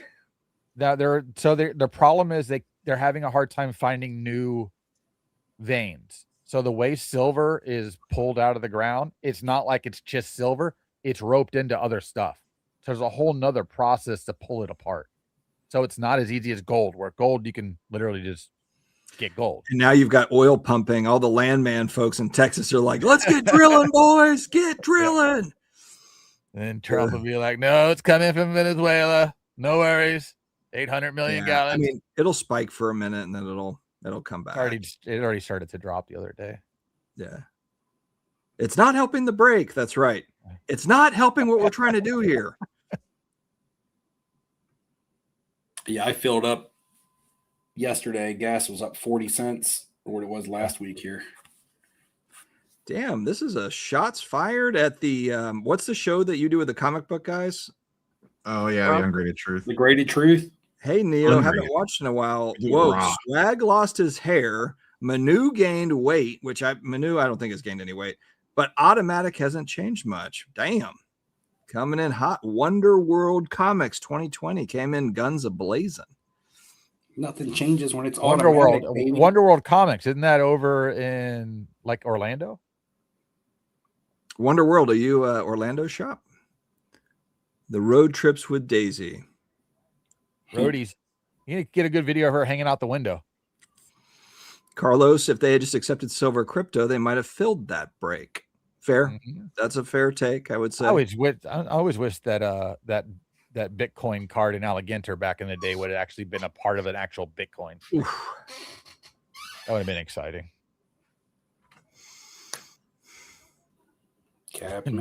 Neo gangsta, no emotions.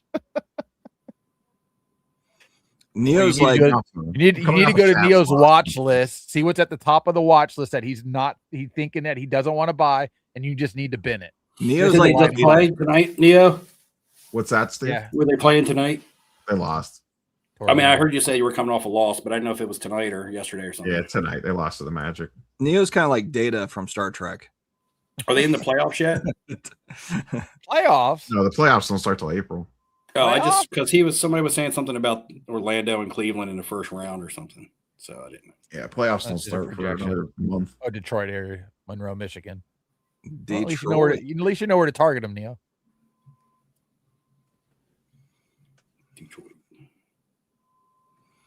RCA says we would be great for a political podcast. The debates would be hilarious. We should fire off some political debate and really we get a lot more views. Yeah. I don't know if those are the views that I want. That's the problem. Great. That's kind of the problem. I want that comment section. Yeah, it's like you can go super controversial on content, but then it's like, yeah, but do you want to like we've got enough of the bullshit in sports cards, let alone like freaking politics. Like, are you kidding want me? Guy to DM you, he's going to come to your house and kill you tomorrow.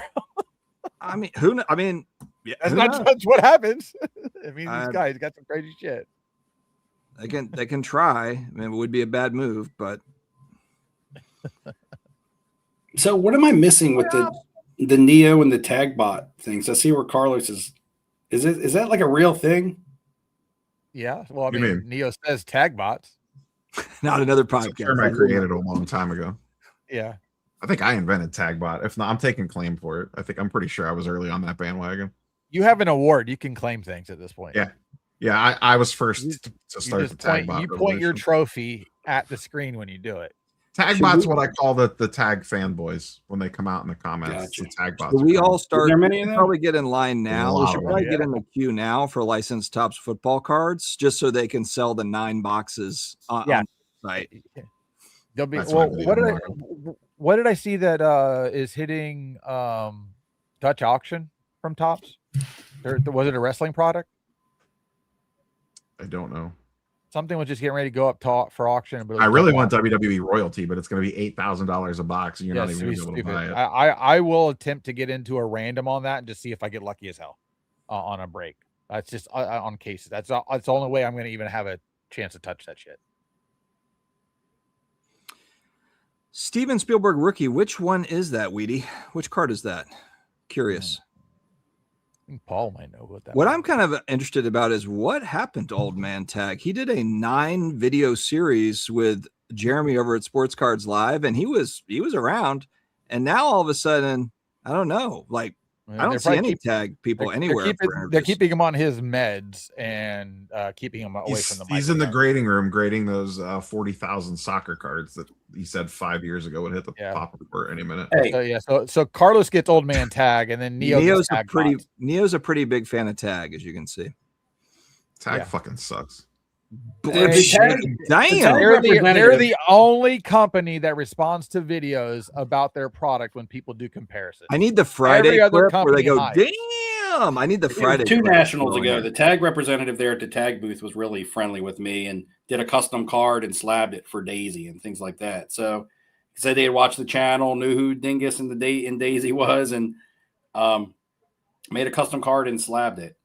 So I mean, they were friendly with me. I mean, I never have graded with them or anything like that, and they did that for me. I've never mentioned them in my videos.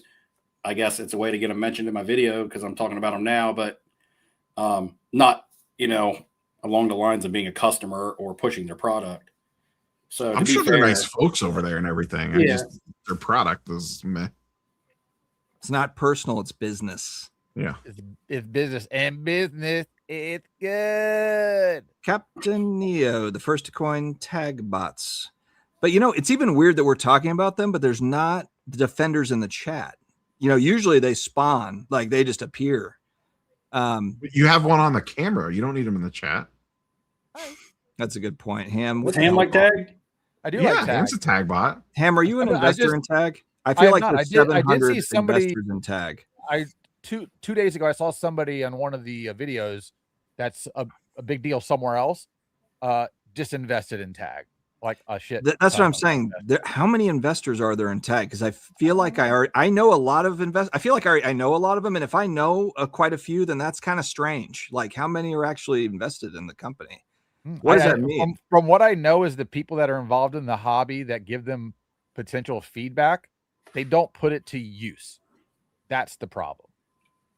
I think old man tag's in the way, and I don't know if he might, get CIA'd or something at some point. I just remember him saying, like, we've been developing this technology since 1874 and we're ready now to unveil it.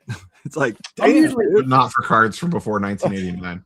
When I buy cards and stuff, and this is because I'm trying to see if this could be foreshadowing or maybe something's going to happen in the future. I'm not really sure, but I'm typically like pretty much buy the book, follow. I don't want to say whatever the hobby is doing, like, but the other day when I saw that Joe Montana card in a CGC 9, I would never go out and buy that card. In the past, I would never go out and buy that card in any other slab than a PSA, maybe an SGC, not because I like PSA as a company, but because if I'm looking for, if I'm looking to put in something that's going into my PC, but it's also an investment at the same time, then I'm going to try to go for what I think is going to be the best for my money and is going to have longevity. And so when I was looking at the CGC the other day, I really was going to buy that. And that would not even have been a thought that would have crossed my mind last year. There are some cards that I will buy in an SGC or a CGC case. I bought a Willie Mays rookie in an SGC case. I believe that SGC is super strong in vintage, and I still have confidence in them going forward. Even if that company was to fold, I think the label is still going to be respected. CGC is a legit company.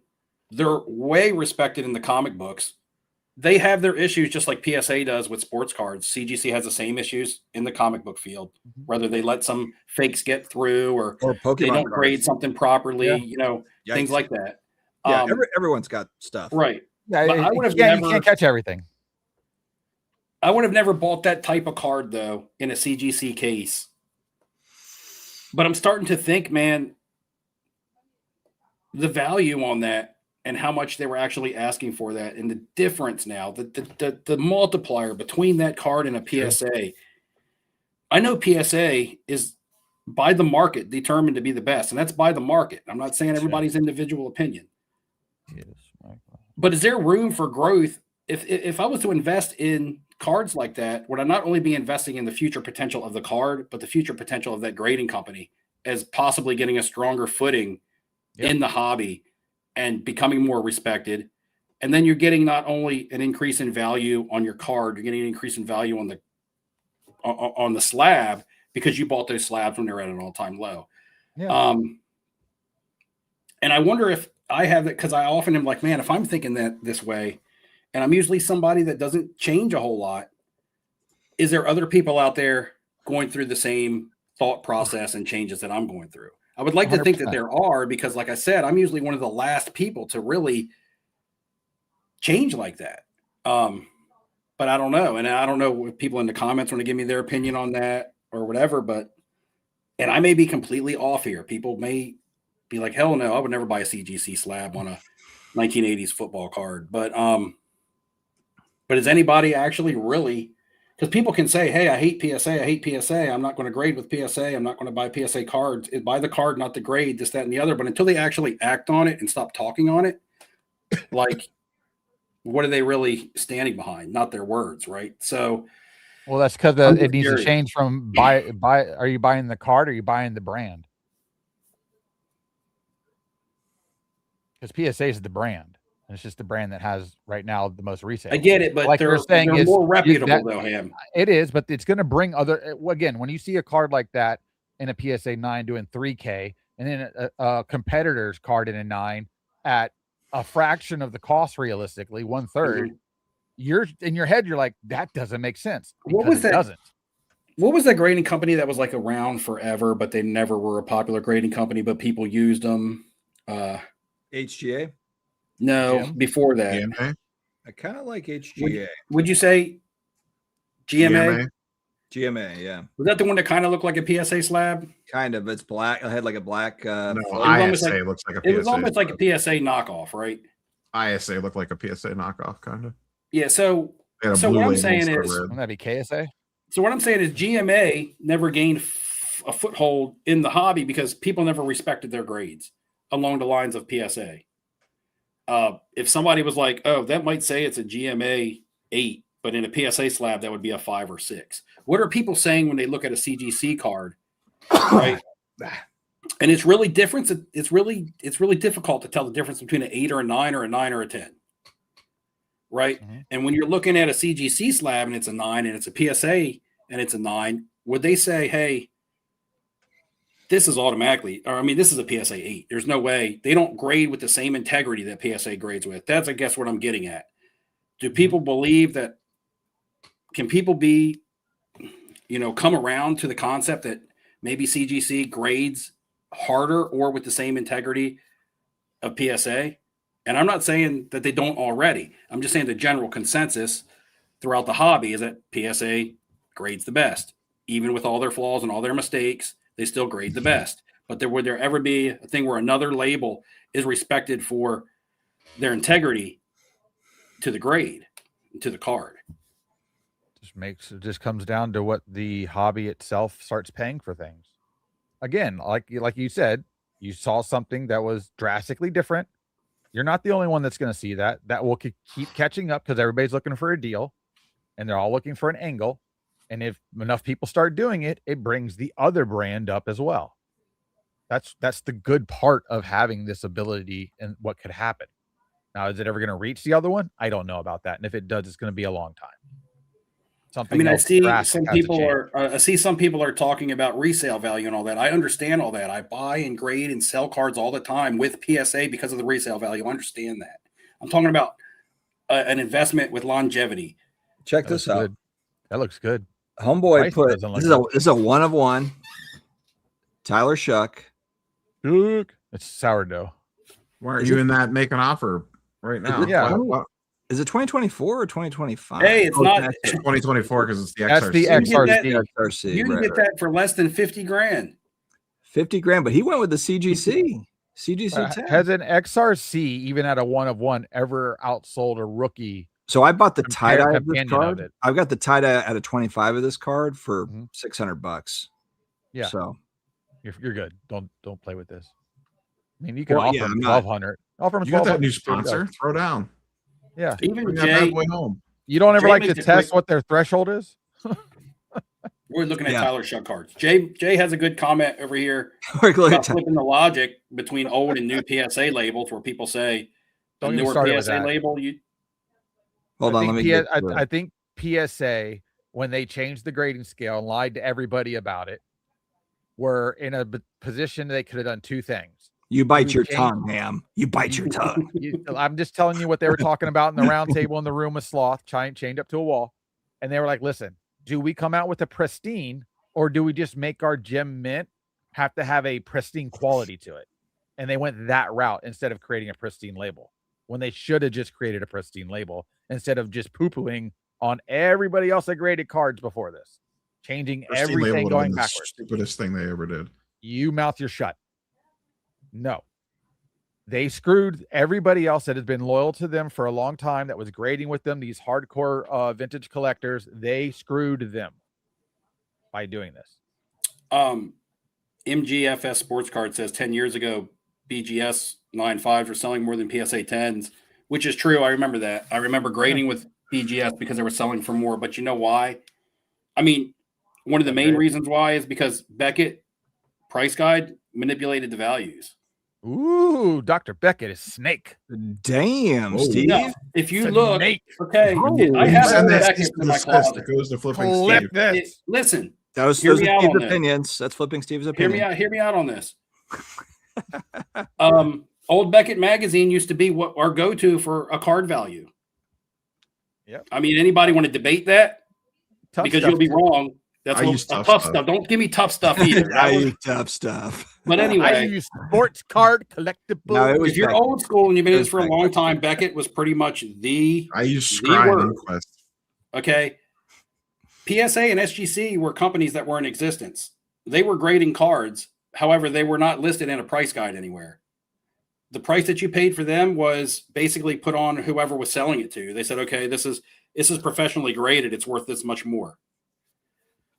Beckett got into the grading game, and not long after they got into the grading game, they started a section in the back of their Beckett magazines that listed graded cards. Okay, never before this did they list graded cards. Not until Beckett got into grading did they decide that they were going to list graded cards. But not only did they list graded cards, they listed them by grade value. And they always listed the Beckett graded card to be worth more than the PSA and the SGC. I remember I had a 1990 score supplement set, and I pulled the Emmett Smith out of it, and I sent it into BGS, and I got a 9.5. And in the back of the Beckett magazine, they listed a BGS 9.5 score supplement Emmett Smith for 600. They listed a PSA for 450, and they listed an SGC for 400. That was the values that Beckett put in the back of their magazine. Now, to me, it's just conflict of interest that you're controlling the market with the pricing in your magazine, and you're also pricing your own company's graded cards in that magazine above the other companies. So to What me, year I was feel that? like that's What year was that, though? does it matter? Well, because Beckett sold in 2005. So that's why it matters. Oh, 'cause it's like, well, it was a 1990 score supplement Emmett Smith. Like that's but when did they 15 years start before grading? 2005. When did BGS start grading? 2002 or something? The majority of the big cards are early 2000s. I can tell you that I through sent my LeBron. cards to Beckett intentionally. I sent my cards to Beckett because Beckett was listing them as being more valuable. I had never graded a card in my life, and my decision to when I just finally decided to grade a card, my decision to go with Beckett came on the fact that they were the most valuable on the market at the time because Beckett said so. Just the same reason why people And are that's the bottom grading. line. Yeah, and people are grading with And PSA Stone now Cold said bottom so. because the market says that they're the most valuable. And that's, for whatever reason, that's fair enough. But what I'm saying is, in the beginning, that was the narrative. That was, I have Beckett's in my closet. I'll do a video on it and show everybody. But I mean, That sounds like a good video topic for you, Steve. it's been in a video before. You just didn't watch it. I've probably seen every It was single in a one. video that I shot at my old house because I remember my Beckett's were easily accessible in my older house. My storage wasn't so far away. Well, I just can't. I mean, in the Rolodex, I don't know if I can think back to like a 5-year-old. Yeah, video. no, I remember putting it in there, and I might even have had a tinfoil hat on. It might have been a tinfoil hat style video. I can't remember, but I remember putting it in there. So people will like to say that Beckett used to be worth more than PSA, and that's a true statement. But I also like to think that they may have been worth more than PSA because it's kind of the way that the prices were written up in the Beckett magazine. Yeah, it just seemed like all the big cards were being graded by Beckett, And not so PSA. even when Beckett magazine was to go away, it's not like the magazine would go away, stop being used for values, and people would just all of a sudden forget. Because I sold my cards on eBay. PSA clearly took that personally when they bought Beckett. When collectors bought Beckett, they're like, "Hey, remember?" Hold on a second. What is NH? Is NH Rocker talking to me about times have changed? I'm living in 1990s. Is he not listening to what I'm talking about? NH Rocker, stop typing and listen. What the hell? I know PSA is more valuable. I'm saying back then, BGS was more valuable, and this was why. I'm actually saying I don't think BGS was legitimately more valuable. Come on, NH Rocker. All right. Hey now. Dustin, everyone talks about PSA changing the description in term of the centering criteria. Did anyone check out the He's just trolling now. Now he's saying Beckett boys. So you can go ahead and remove him. One way. Beckett Steve. Oh, what are you talking about? I love NHR.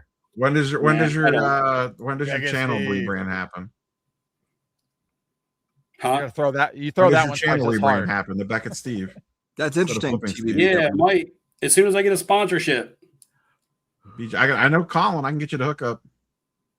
No. No, what TBBW is BGS has sent my cards to the wrong address twice, and I had to retrieve them. So there's that. I'm not a BGS fan. Beckett wasn't owned the second wave by a criminal. One of them was an Upper Deck Exquisite. One of them was an Upper Deck Exquisite Magic Johnson patch from back, like one of the expensive exquisite ones. The original MJ. Like a $6,000 card. Every time I see you at the National, you were in the Beckett line. I remember that. So you must be. I wasn't in the Beckett line at the National. Yeah, I was this past one. I didn't get anything graded at the National. This past one a couple years ago. Remember? That's when they sent my cards to the wrong address. Accidents will happen. Beckett Steve. And you were in that line too, Nia. You were trying to introduce me to the guy that was like their head salesman or head something or whatever. What was his name? Hey, Rocker, come up with something better, man. It's old already. Neo, do you have a favorite Great Lake? Is this like a Michigan Great Lakes question? Is Batman Metal? I'm gonna go Lake Erie because that's the one I have the most familiarity with. Is Batman Metal 2025 box at $220 a bad investment? It's a We're talking about Batman cards, so no. Yeah, CGC was CSG, and that was like their comic grading. Or they were a comic company also grading the sports cards, but then they just put the same label on both, right, Neo? Say that again. CGC and CSG. They're the same company, but they had the two separate departments. They started CSG and they rebranded to CGC. Yeah. I mean, them as a company is a huge company on the comic book side. It's not like they're a bad, poorly run company. Coins too. They have a big coin business. Big coins too. Yeah. So does PSA. Beckett Steve. Yeah, it's not like they're a small upstart company like HGA was, or even GMA, who we were talking about. Isn't HGA? They're a big company. Somebody bought them. I think HGA is on the way back. Boys, we're coming up to 2 hours. It's 11 o'clock almost on the East Coast. I think that it might be time to wrap. Here's a Carmen. Land the plane to 25. Let's land this plane, guys. We got there. Let's keep on fighting. 25. Oh, you were talking him? My bad. Yeah, I'm showing a National Treasures card. You're not used to looking at these. Bam. All right, cool. Wrestling Girls National Treasure cards. Got it. All right. 2 weeks from now, we will be back towards the tail end of March. Oh, wait, hold on a second. Oh, you slow down, man. It's getting hot in here. You might need to stay up, boy. Oh, you just got another super chat. But here's the thing: is that if these super chats are coming in on Dustin's channel and not Neo, no, they're on. That's Neo. wrong because they're on Neo's. They're on Neo's. Okay. Yeah, they're not on. I was about to say. I don't see the paper clip. The highlighted teal color. Yeah, I got the paper. I see the paper clip. Neo, any chance of West Coast trip this year? Well, hey, David, if you want to throw me $4.99, I can answer for you. I will be there at the end of May if you want to hang out. Yeah, he's interested in seeing I only charge winner. $2.99. He's like, He wants to talk to an award winner. He is all about Neo, boy. And not the award giver. He's just excited. Highly unlikely for a West Coast trip out of me this year. I literally just bought a raw card at Shipshawana and sent it in for grading. I sent my first card to PSA today in like a year. And you'll get it back in a year. Nah, express. Oh, I was gonna say, unless you paid the up charge. No, I had to pay out. You send that Stranger Things card in? No. Oh, it's a different one. Okay. You gotta send it to Beckett. He's got a piece of the jeans on it, man. I sent the Anthony Edwards sweat drops. Oh, okay. That looked pretty clean. Yeah. The jeans? That's a good investment. PSA card. 6 incoming. They wash them after they wore them. At least I'll know though, because it's express, so I get graders notes, so I'll be able to rage bait a good video out of it if I get a. Thank you can tag Nat on Twitter when you get a 5 on it. Yeah. Well, I'll have a grader note to back it up, so I'll who you send it to? Huh? PSA. Okay. PSA. All right, boys. What? No, go ahead. Keep going. No, I'm gonna wrap it, but go ahead. I mean, wrap it up. All right, 2 more weeks until we were back again. We are back again. Keep on fighting the good fight in this villainous sports card hobby that we have. Revolt. The revolt. The revolt is coming. It might already be here to some extent, but we know that it's only going to get worse. That's what we've been told. Steve. We will see you back in 2 weeks, friends. It's all good, NH Rocker. Thanks for the fun. Thanks for the argument. All right. Beckett boy Steve. I don't like Beckett boy. Beckett Steve. Yeah, Beckett Steve, not Beckett boy.